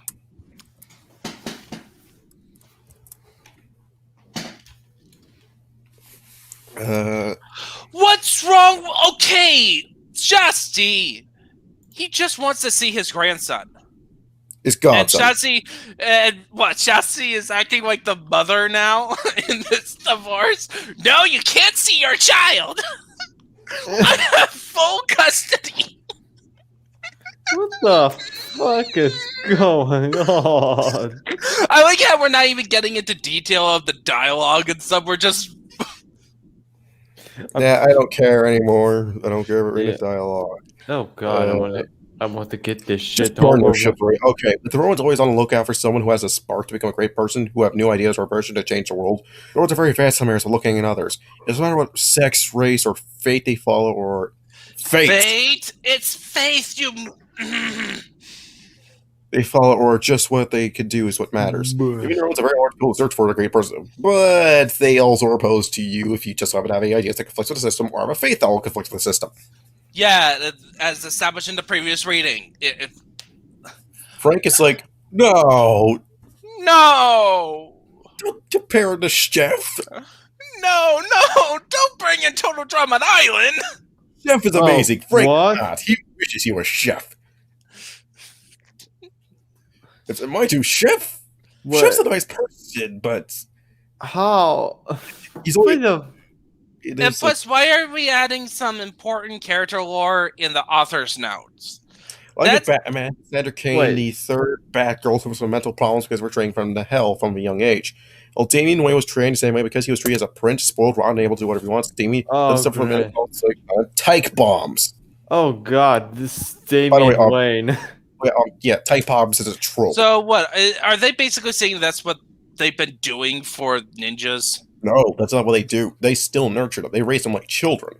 Yeah, but this is what he's saying. That's what he's implying, but he doesn't really understand. Oh no. That would be like what happened to the Jedi Order. Sure, they're powerful like the ninjas, but are too few in number to stand up to a large army.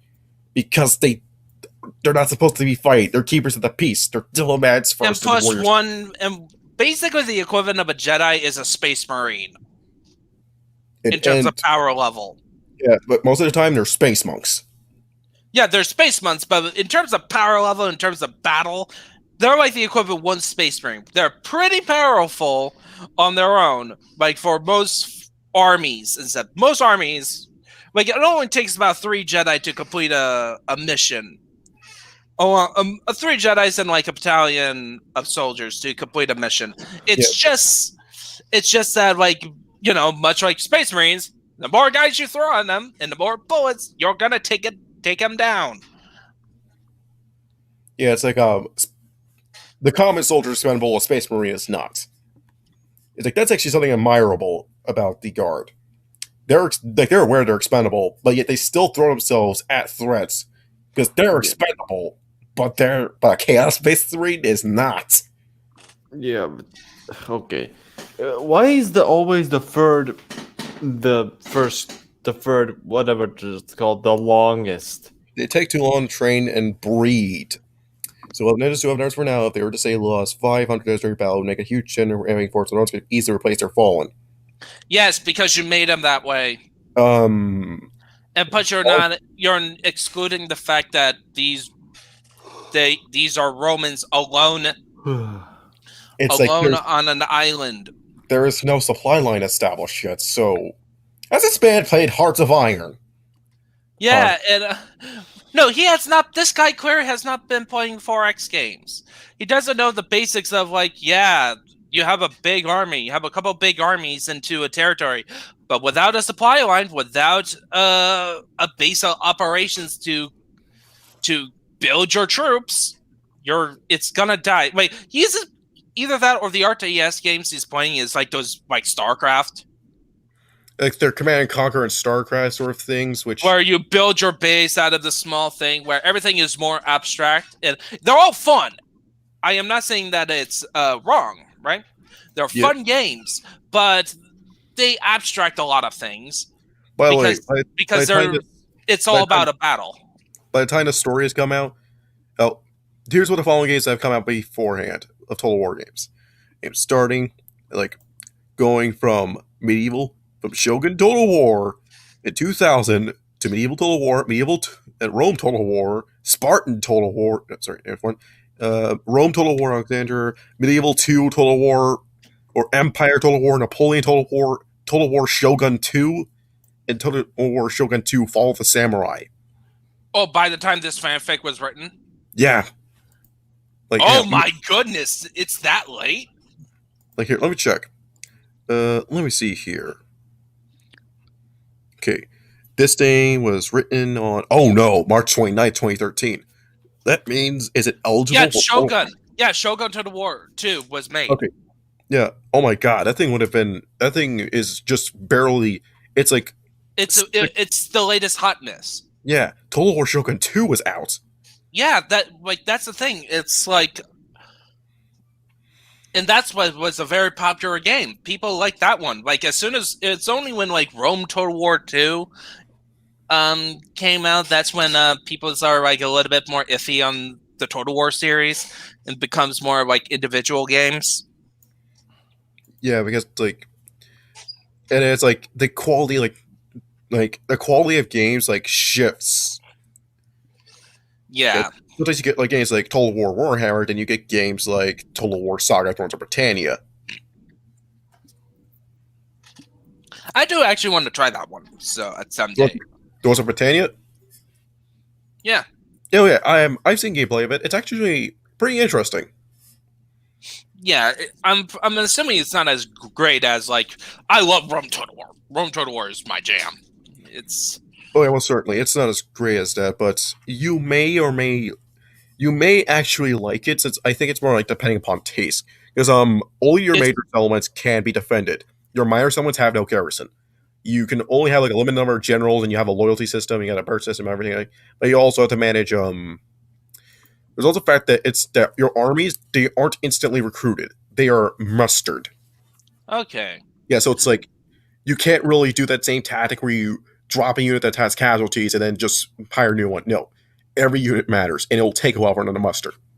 Okay, that's cool. Yeah, it seems like a different game then. Okay. Yeah, it's like it did like some features are liked, and the mustery did get carried over into Total War Three Kingdoms. Nice. But anyway, let's just continue on this crap Yeah. fire. We're The back. We're Yeah. back with Butcher, people. The Godmother. The Godmother. Sound like a parent of the Godfather. The God. Tsunade is trying to do that famous speech about, oh, I may ask you a favor. Give me more sake. Uh, And that's the punchline. glass cannons, yeah. Glass Oh my god, cannon? they're enslaving the ninjas and villagers. The fuck? They're literally enslaving them.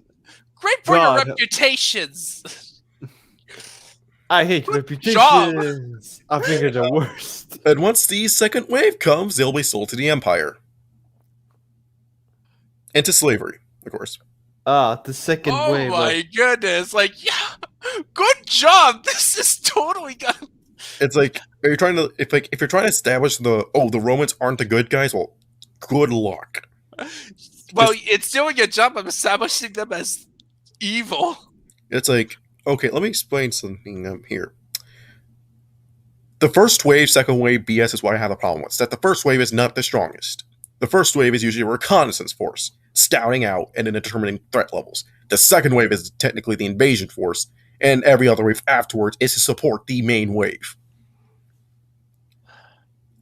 And this isn't Reach. This isn't Halo Reach in the Covenant, where literally the first things to come out were where Reach was devastated by a reconnaissance force. And then the second wave came, and they had no chance because the reconnaissance force had done a lot of damage. They were a strike team sent to determine strategic targets, take them out, such as communications arrays, these key strategic military installations, and this whatever it took. They had one major victory against it, and they destroyed the reconnaissance force. But then the second force came in, like, we can't do anything now. It's like they pretty much destroy as much as we can.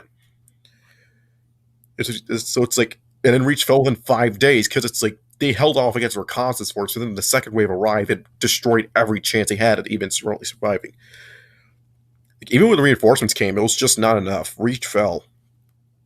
Yeah, it's. So, are you here for the share? Are you here for your share of the spoils? Then I want to be assigned to the outpost near the Ely Village. He wants to be near Naruto. Why? Okay, hello, Chris Hansen? Chris, what? Wait, what? What, there's pedo alert? He wants to be near Naruto. I don't trust him. Somebody get Chris Hansen on the line. Wait, who wants to be near Naruto? The Butcher? Yeah. Oh, shit. Oh no! Oh no! We need a. Hey, Shasi, you need to protect your child. Keep your child away from the butcher. The Butcher. I guess this part was a slaughter. No, I would call this a slaughter. I call this a decisive victory. Which is rare in wars. That's a slaughter. I mean, how many viewers did you lose compared to all the ninjas?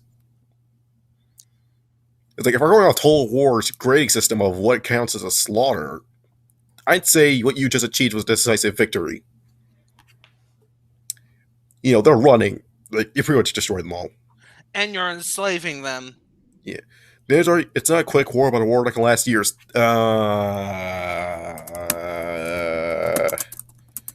Wait, it's not a quick war, but a war that can last years with both. Let me check something right quick. Right now, like, this seems like you're implying that this is like a cakewalk, writer. Like there is no equal match. There's no match. Like you early on, again, the reason why we're skimming your work, sir, is as opposed to early on, is that you establish that these Romans are near invincible. The Third Shinobi World War was the equivalent of essentially a long battle of attrition. And attrition takes a long while. So that's what's like for you people in the Empire. You Romans do have numbers on side. Advanced weapons makes you no match for the ninjas. This is the war of attrition, which is that's practically the Third Shinobi World War. It was essentially a war of attrition. And I imply it's like, how have you not drained your supplies at this point? Because with all that marching and expending of ammunition, how are your logistics looking? Jesus Christ. Oh wait, never mind. I think it's gonna fall into that trope of easy logistics where it's all right. There. Yeah, it's alright. It's alright. Sandbox is a minute of desert that needs to have food brought in. But the ninjas would try to kill you. Marisol, I'm easy to replace, as with all the ninja soldiers in our empire. No, you are not. You are the first wave. You do not have replacements for you. So if you die and you're the spearhead of this entire operation, yeah, you're going to have a major effect on planning instinct. He really, truly disgusts me with this oversimplification of war. Yeah. And strategy. Yeah, but clear this guy doesn't know how to do war. Let's just continue. Yeah. Blah, blah, blah, blah, blah, blah, blah. The Sand Village. Definitely Anakin. So they actually dealt with jihadists. Jihadists. Wait, Yeah. what? We dealt with that kind of warfare, right? In a desert region, fire would start hiding villages and the populace stopped to help them. They would set up bombs, killing soldiers stationed in settlements, even strapping bombs to their bodies. The fuck? Oh, so they so clearly this guy. So they killed. Oh, so they wiped out the Middle Eastern people. No. Because we simply used gas bombs. Yeah, So they made crimes against humanity. afterwards, a simple matter of hunting down and shattering into the desert people in case there were any of the hidden warriors hiding among them. All has been shattered and sold to slavery. You know, Russia did something similar. They did something very similar in the 80s when they invaded Afghanistan. They were constantly destroying villages. And you know what that did? That did not break the Mujahideen. That just made them even more irritated. And it made it worse. Yeah, the thing and is... okay, I have to bring in modern politics because this is modern foreign policy. Afghanistan, we've been in Afghanistan for how long to take out terrorists? And a very long time. Afghanistan's pretty much a war of attrition. And essentially, it's like you're not really battling central commands as in places like Iraq where there's places of power. Like Afghanistan is essentially just a bunch of smaller people. It's basically a mini world of itself. It's actually the equivalent of the Hidden Leaf Village in terms of political structure. Yeah, they have a top guy, right? They have a leadership, but they're not very effective in enforcing the law on the local population. It's like here, it's like, no, what happened is that it's essentially an endless cycle of destruction. For every village that the Russians destroyed, they would find more bodies of Russian soldiers being brutally mutilated by the Mujahideen. And for every soldier that was found brutally mutilated, another village would be destroyed. This keeps going. You don't, by gassing a village, you're just going to incense them even more. And also, you're not. This whole writer doesn't take into account that some settlements can be inside mountains. Yeah. It's not like in a video game where here's a settlement, a big city. No, it could be anywhere. There was a Kingdom of Edom, right? The Kingdom of Edom's its capital city was literally in a rock face. And then there's also You can't really do some gas bombing on that one. and it's like it's sand. And the thing is that the defender would always have the home terrain advantage if it's happening within their territory. And in the case of sand, that's a major logistical nightmare to navigate through. And also, the Romans have and remember, these Romans don't have planes. Don't have planes. They have druid magic, but they don't have planes.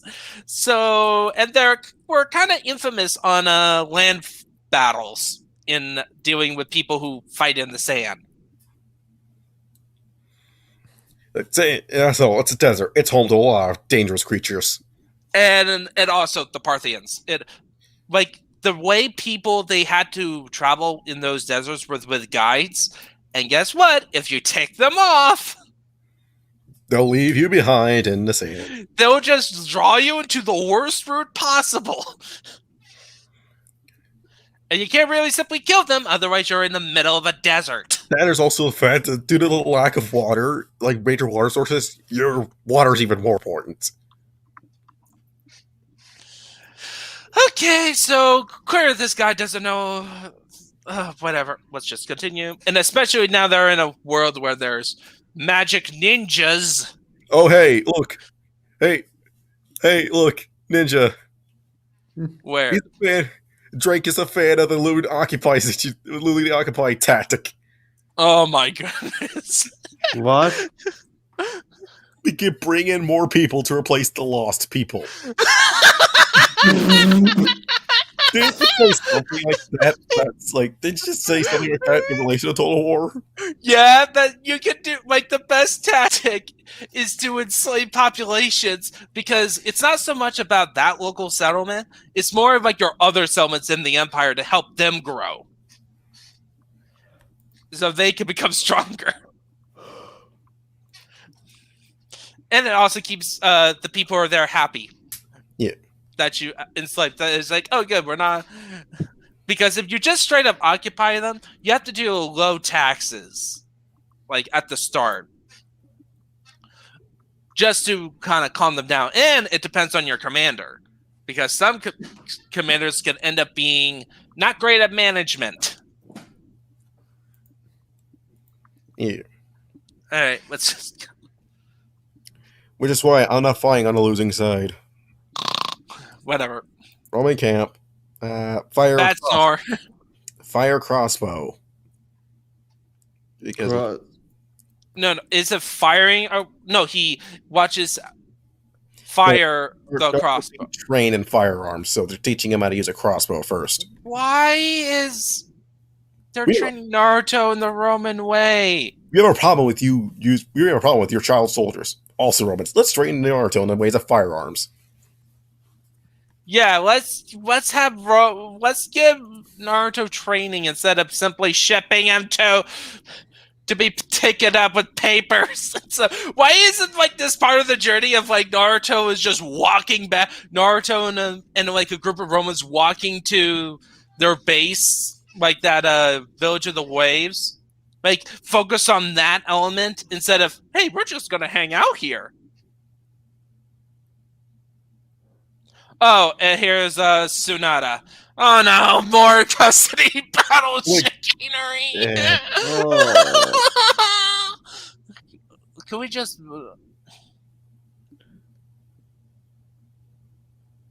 This is so boring. Wait, there's one line. Kim, there's a blonde woman. Oh fuck, whatever. Who cares? The dialogue is Nice boobs. It's a woman with nice boobs. Nice. She's pretty busty. Just until you realize that she's actually. Let me check her age real quick. Yeah, she's in her 50s. She's a grandma. Yeah, no, I think she's older than that.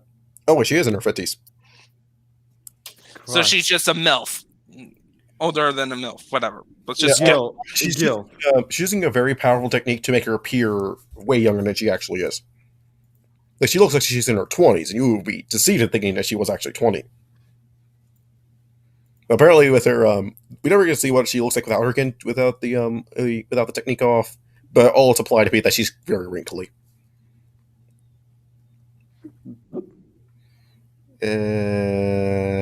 Okay, how much longer? How long? I So don't what? care. It's There we go. It's like, I don't care. so basically they were just more ranting about. You're never there for me, and look at my gun. That is literally the conversation. It's like, that's what I draw from it, so I don't care. Okay, like at this point, we could actually just breeze through the rest of this fic. Yeah, okay. Back to the notes, or should I say nose? You know what? You know what? We at this point we should just read the notes. Yeah. It's like, this is our reaction to this is our react like listen, Like it's so Mad Hats, predictable.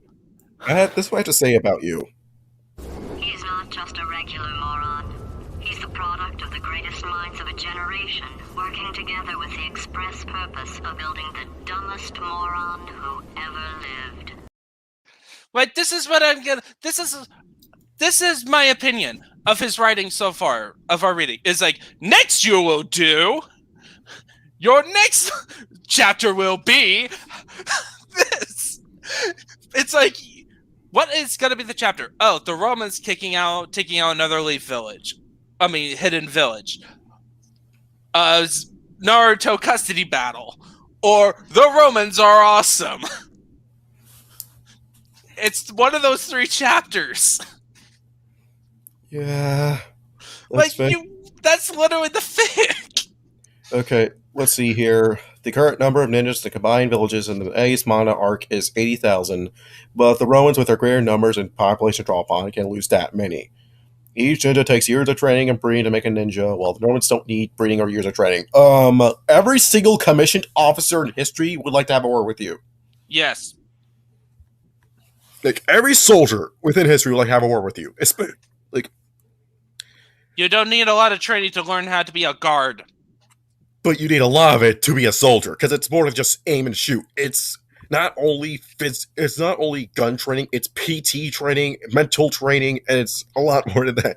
Like most soldiers required to have a certain number of hours in a range per year. Same with police officers. The only problem is the police officers have significantly less training in the range compared to a soldier. And that's not all. To even become an officer, you have to first go to a military academy, graduate with a secondary degree, and get a commission, then go through standard training. Yep. And that's just for the military. And same with police officers, except police officers have to do less because their jobs are deemed not as dangerous. Not as dangerous. We may consider now change that a bit for the safety of the civilians, but that's just a talk for another day. Yeah. But yes, commissioned officers would like to have a word with you. Yeah, the Roman reaction to the disastrous battle of Canine, the bloodiest day in with the entire annihilated, raise another army and outlaw peace. That's oversimplifying of what happened. They have to train up another army. And it wasn't just an army. It was... They also lost big leadership. There was important nobles. It was wiping out of not just like soldiers. And at this point, remember, this Roman army was not the Roman army that you're supposedly making. The Roman army in this time period that you mentioned of Canine was more like traditionally other armies where the soldiers were farmers that just goes to war every year if need to be. The more soldiers you recruit from the populace, the less populace you have left to work with. Yeah, and that means also loss of farmers. Yeah. Not a lot of food. And what about that army? It was probably made up of veterans, so imagine losing a lot of experienced soldiers. Yep. Like, Uh, an experienced soldier is more valuable than like Hey. a experienced soldier is very valuable. You don't want to lose those. And you know else how bad Disastrous Canine was? There was still a Carthaginian army right outside of Roman's door. It's a surprise that they didn't invade Rome immediately afterwards. They could have, And that's it all. and it would have freaked the Romans out even more. That's it all. You say it's just raising an army and outlaw peace. The thing is, they not only have to raise an army, they also have to get another officer, more noblemen to actually. They had to go through another round of elections. Yes, and they also have to get more soldiers. Yeah, the only reason why that didn't happen is that they didn't elect somebody. They had a rule about making a dictator, a temporary dictators where it was a small temporary. They made one up. They literally had to nominate a guy to become a dictator.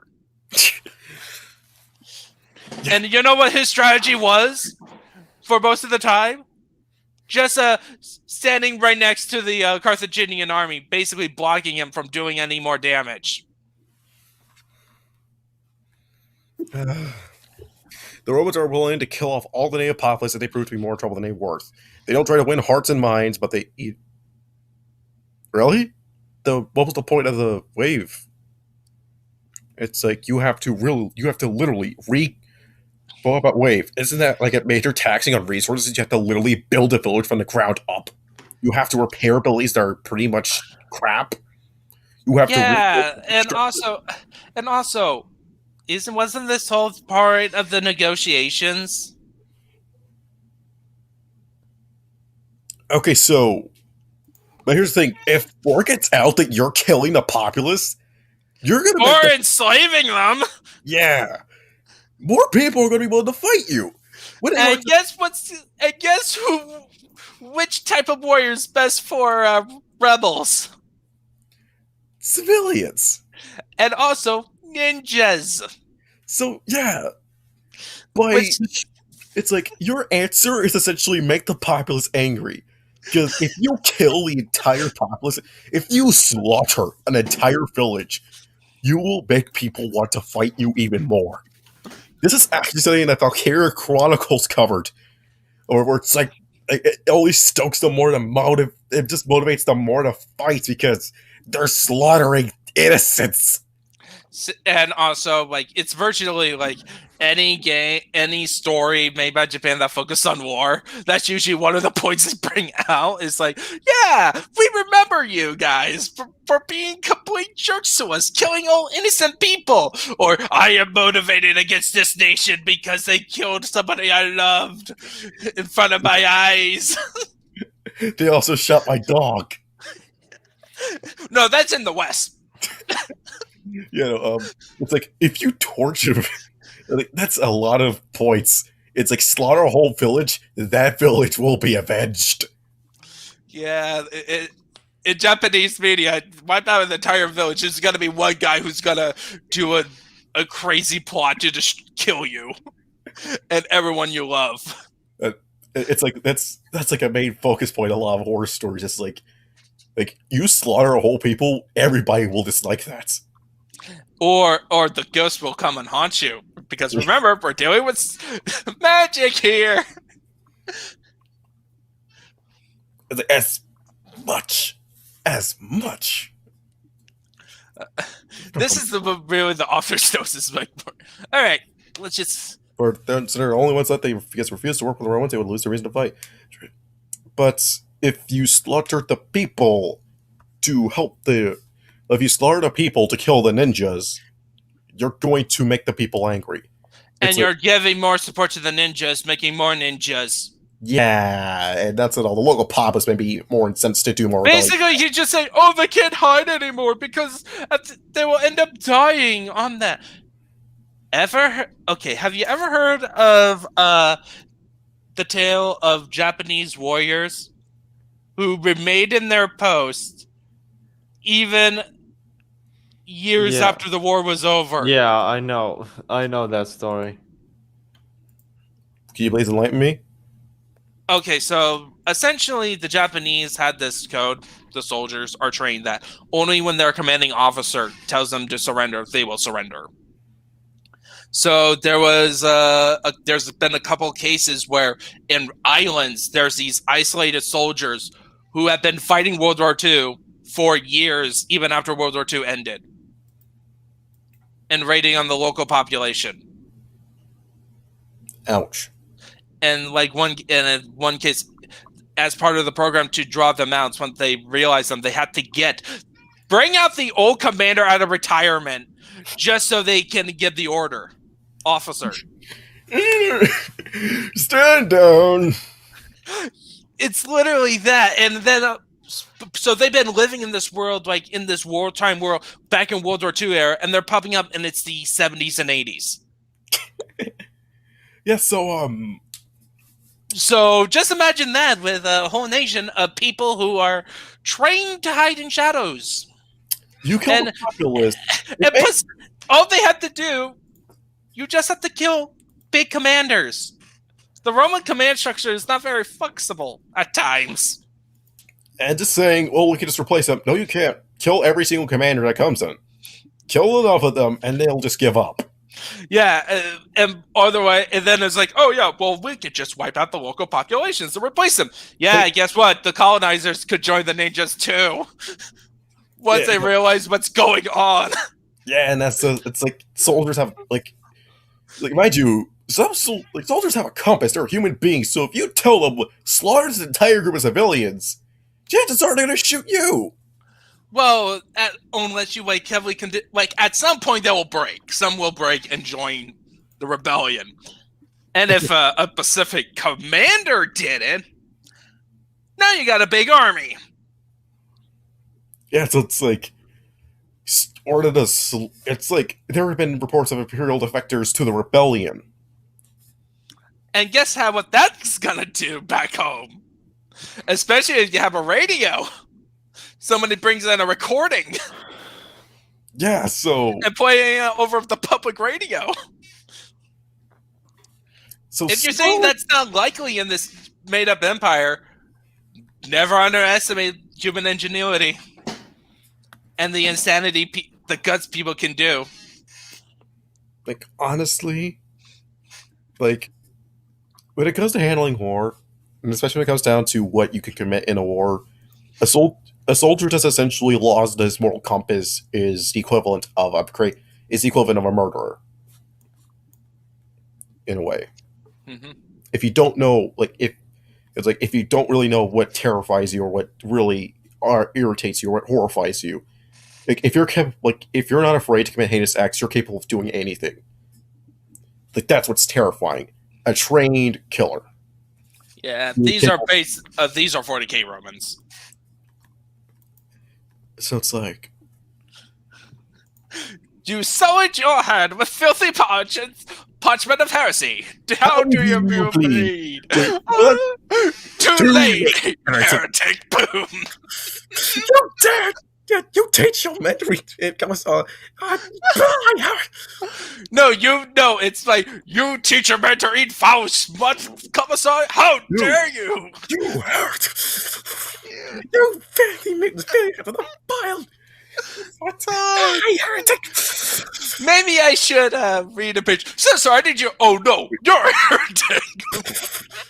They're all shooting each other over and over. Maybe we should go to report. Just examine honest.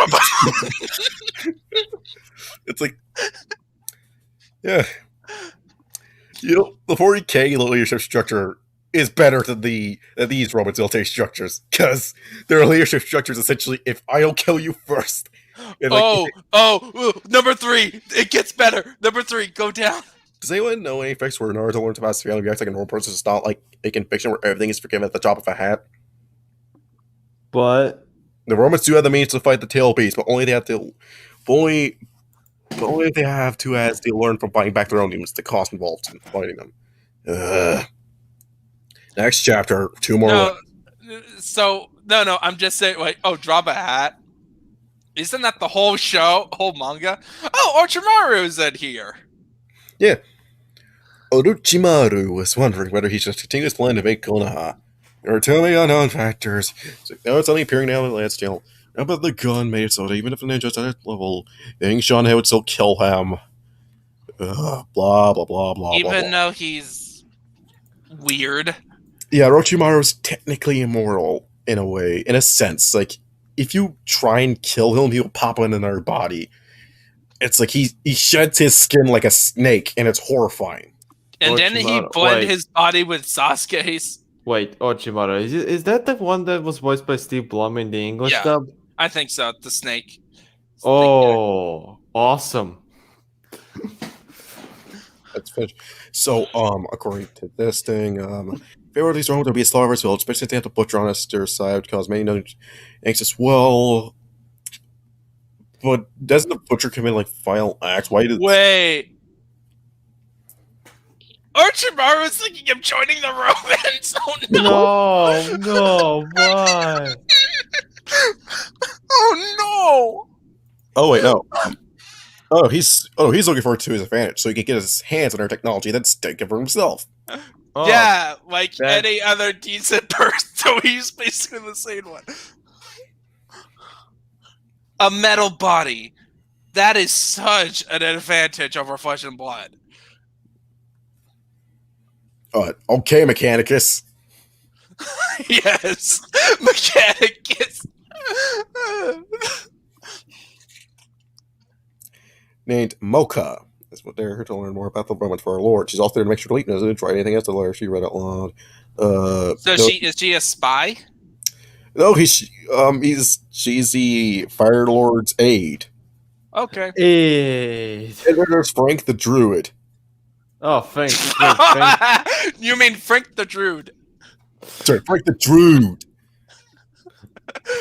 You know, Damn it. I had to grab a Mandalore Gaming's review and then clip out why the magic of the Druids, of course. Yes. Don't. Mystery of the Druids. Of course, you need to have that song on standby. Let me see if I can. Okay, if I actually get through, I don't think there's any copyright claim on, it, so I can play the entire song.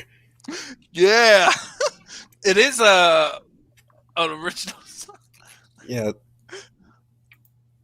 I mean, what you told us is even true. Why you're following them? Because you know you too well. This could be a lot. You're two are the only ones. So who's the man? Okay. I don't know. I know. I don't care. I'm assuming it's. I'm gonna assume it's Orochimaru. Who knows? Okay. What? What? Wait, what? What? What? What happened? Naruto. His. Okay. Okay, is this a clone thing? How did they get Minato back, actually? Because the thing is, Minato, he can't come back. His soul belongs to the Grim Reaper. What? Minato's dead? When did he die? At the beginning of the series, when he sealed the Ninetales in Naruto, he made a contract with the Shinigami that in return for sealing the Ninetales Fox in Naruto, he gets to have his soul. Minato is Naruto's dad? Yep. Fuck. No. Why? Please tell me it's the magic of the druids. Please tell me it's Frank. Please. Okay. Look, with the help of uh, Druid magic and a scroll containing outer paths, Samsara of Heavenly Technique. But the thing is, Wait, they literally did it? Orochimaru in the series, he tried to summon the fourth Hokage, but the tomb did not open because he could not call upon the soul of the dead Hokage because it belongs to the Shinigami. Shitigami. So, Butcher did revive him with the help of druid magic. Yes! Yes! By the magic of the druids, of course. And the thing is, there is no scroll containing outer path. That's a Rinnegan only power. There is no scroll to learn a Rinnegan power. You need to have a Rinnegan to use any Rinnegan power. Oh, yes. Haugen probably helped out. Halligan probably... Okay, well, I can pretty much guess what he did. Halligan went on the search for mistletoe, So it led to some weird shenanigans where he ran to the sand village and slapped the Kazekage in order to grab. He slapped the Kazekage, causing him to be knocked out, so he can then grab a bottle of sake. To which And then accidentally I made the scroll, and then he picked up the scroll, and then he needed something from Frank. He needed something like, I have the scroll. Mind if I have your sandwich? And Frank goes, okay. but he doesn't want the sandwich to eat it. No, it's for something more sinister. This is Hal we're talking about. Civil mundane items can be used for the weirdest of things. He needs a golf club. Yeah, he needed a sandwich in order to get the golf club, which said he needed to then destroy the sandwich in order to then get pizza. Yes. Okay, so they brought him back, but no author's note attached to this. So Oh, you fuck! Why could Minato be some kind of? Minato is like, oh, shaming the village, shaming. Shame, shame, shame, shame. Shame! He does research in guns. Knows the difference between being shot by a handgun and being shot by a rifle. There's a 10% chance for a person to survive being shot in the head. But if you look at the size of the bullets, it's easier to survive being shot by a small bullet than being shot by a large rifle bullet. Those handguns leave a small hole going in and out, small hole going out.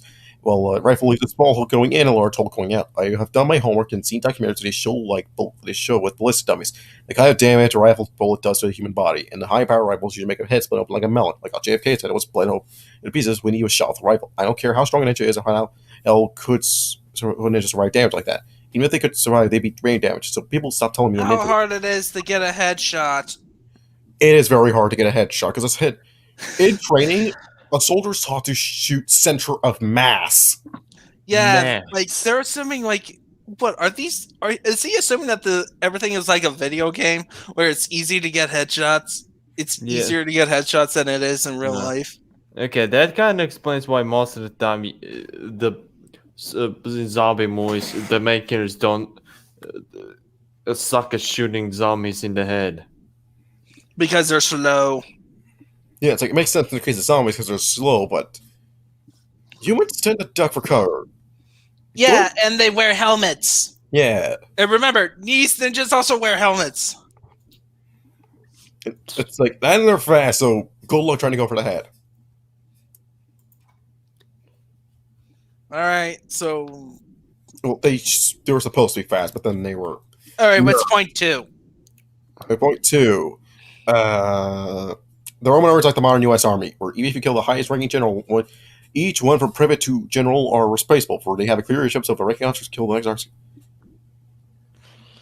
Really? Even if you could replace your head, that's still an effect on morale. Yeah. It's still pretty hard on the military. Number 3. Number 3 is... Wait. Children who have parents who have let them for something, like, for example, job overseas, wouldn't be so excited their parents to suddenly come back into their life, especially if it wasn't for a few months, for years. They were dead. They were kind of dead. And technically, isn't like the mother's soul is inside Naruto? Yeah. For like a special meeting? Yeah, she's in Naruto, technically. So what? Did they like also sneak a beat of like Naruto's hair for this ritual? Well, I think this was before that was revealed where Minato's soul was and where Kushina's soul is. But the thing is,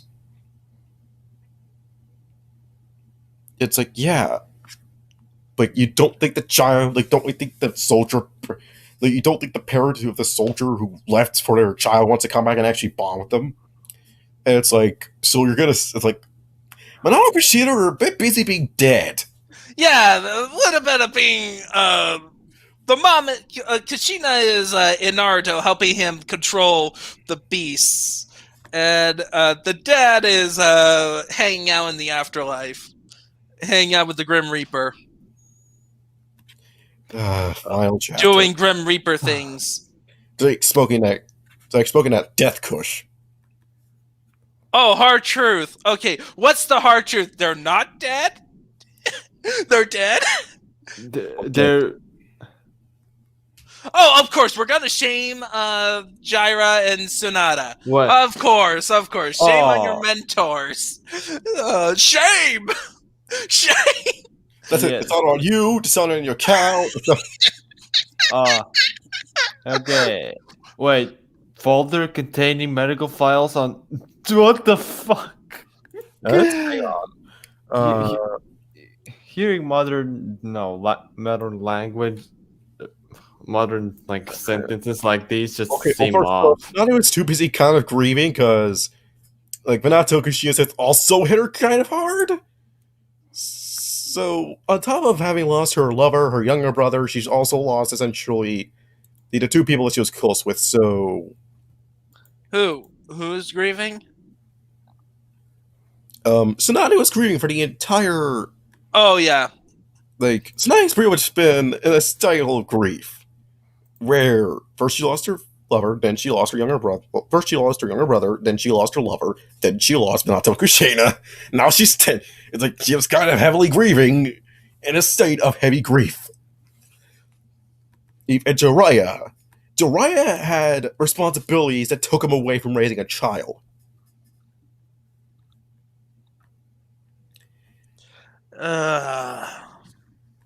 So, Alright, so basically, more shaming. Let's just go down. More shame. All of this is just shaming. Well, Bugeye, Butcher brought them back to life. Why? The guy who's known for killing people. Like, I'm assuming Butcher brought him back to life so that he can have a fight with Minato. oh, over here. She was in no shape to raise them. She's correct. Tsunade was not in a mental condition to raise a child. Yeah, but just good. It's like, honestly, of the two at the time, Shizune and Tsunade, Shizune had to be the more mature of the two. And Because- also, wouldn't Minato be more understanding? Like, maybe Kushina would be upset because mother. Yeah, it's like Mother instincts and like it's like and based on like the clips I've seen in the show, she wasn't much into combat as much, like compared to Minato. she used to be in combat, but once she got pregnant, that was nothing. Yeah, and also she had to deal with the whole fox spirit in her. Yeah. So it's like Tsunade was in no mental state or capacity to raise Naruto. She was, if anything, she was in the worst state possible. It's like you want someone that's pretty much depressed and drinking to raise a child. Oh yeah, it works so well. Just look at the main character from Yu Yu Hakusho, It's like, no. Yosuke Urameshi. Yosuke Urameshi. He was so fine. He was fine. And it's not like it took him getting hit by Truck-kun It's like to where I need to be a better person. It's like really, Tsunade was not in any condition, and Jiraiya, with what he was doing, it was too dangerous to raise a child. It's like he's running a spy network, and Yeah, and mind you, if if they're aware of his existence, they'll use any method possible to then trace it back and use it to harm him. So if they learn that he's supposed to be raising Naruto, let's use him. Yeah, let's just kidnap them. And hey, he has his fox spirits. Double good. It's like, really, you can't pull that. It's their like they were never there for Naruto. It's like because they couldn't be. It's like really, you have to think about it from a personal standpoint. It's like you do not want a parent you don't want someone raising you that is not really all well in the head. yeah, Because it's not going to hold up really well. It's like you can help them as much as you possibly can. That's a way to make a bad situation worse. Let's just continue. So basically, Minato is running out of character. Everyone's running out of character. Clearly. He said no. Oh, and basically, oh, look how awesome the Romans are. Ew, they're so awesome. All right, bring in the authors. That's the last one. For those who thought this would be just our pick, okay, yep. And we are done. What did he say? Essentially, it's like, shit. you expect this to be a fic where Naruto turns his back on both the village and his parents, thinking, yeah, it's just one where both he and his parents turn their backs on the village. Oh, how is that an improvement? Oh, just- fuck. Just barely an improvement. Jesus Christ. Yeah, At we did least a lot of we- summarizing this round. It's because, Yeah. let's be honest, we pretty much know what to expect. So it's more like, Yeah, it's we're- now. I was man. It was such a promising beginning, and then Yeah. At least with- honestly, his Dishonored fic is more interesting than this. in more like insanity. In an insanity kind of way that it's kind of interesting, but then you just get the parts where it's clearly obvious. But here, like you're about to say Latvian Dragon, let me just read you about to say. You were about to bring up Soundwave Alliance as a Lucky Door fanfic, where Yes. as bad as it is insane and how bad it is. Like It you'll was never fun to read. It was fun to read with you. it's like you will I don't think anything could ever compare to reading how at one point Soundwave was impregned. I was. How about the part where I listened to you guys read about Soundwave's backstory and how Decepticons did what we can't say on YouTube to Autobots. Yeah. Like do goblin slaying. Goblin Slayer. Yeah, and then ending that section with Berserk's arm getting wrapped up and her getting Goblin Slayer, Goblin dead body. It's like this thing is so insane and honest. Like here it's just we're pointing out all these issues. We And can make something better. Our fun really is just take those ideas and just apply them to another different world. It's like Yeah. now we have Viking Americans, we have Pillarmen Aztecs, we have Cleopatra leading an a revived Egyptian empire with constructs of the ancient Egyptian Don't myth. forget about the Zulus. We also have the Zulus in the south. Then we And have Japan with freaking giant mechas and robots being led by Hirohiki Araki. Yes, with sand powers, and then also we have Hong Kong, that's Avatar, and then we have China being China, and China is a-hole. And then we have Australia being home to all the most dangerous things on the planet, but everyone there just casually living as if it's not. It's not inconvenient. And then we have Greeks in space. Greeks in space. Wait, isn't that Mazinger? No, totally different. And then we finally have a planet that's just opposite their axes. That's just the Dragon Ball world. Yeah. Basically, this is our silly world.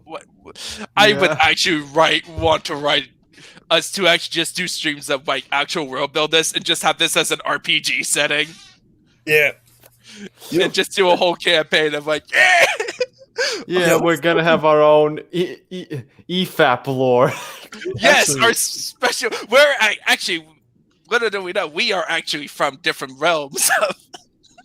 Actually, how about we replace the usual Saturday stream by actually coming up with a better world in this? Oh yeah, and maybe like include some other fun. Basically, just do some fun brainstorming. Yeah, it's like we come up with a bunch of crazy ideas and just throw them on the board. Somehow it works better. So yeah, everyone. Yeah, and like we grab a map of America with a crayons and just start drawing. Yeah, it's like so. Yeah, everyone. That was chapters 15 through 19. What's more is just a typical. I shall see you next time, and hopefully Ninja should be able to come next time. Mm-hmm. So until then, see you later.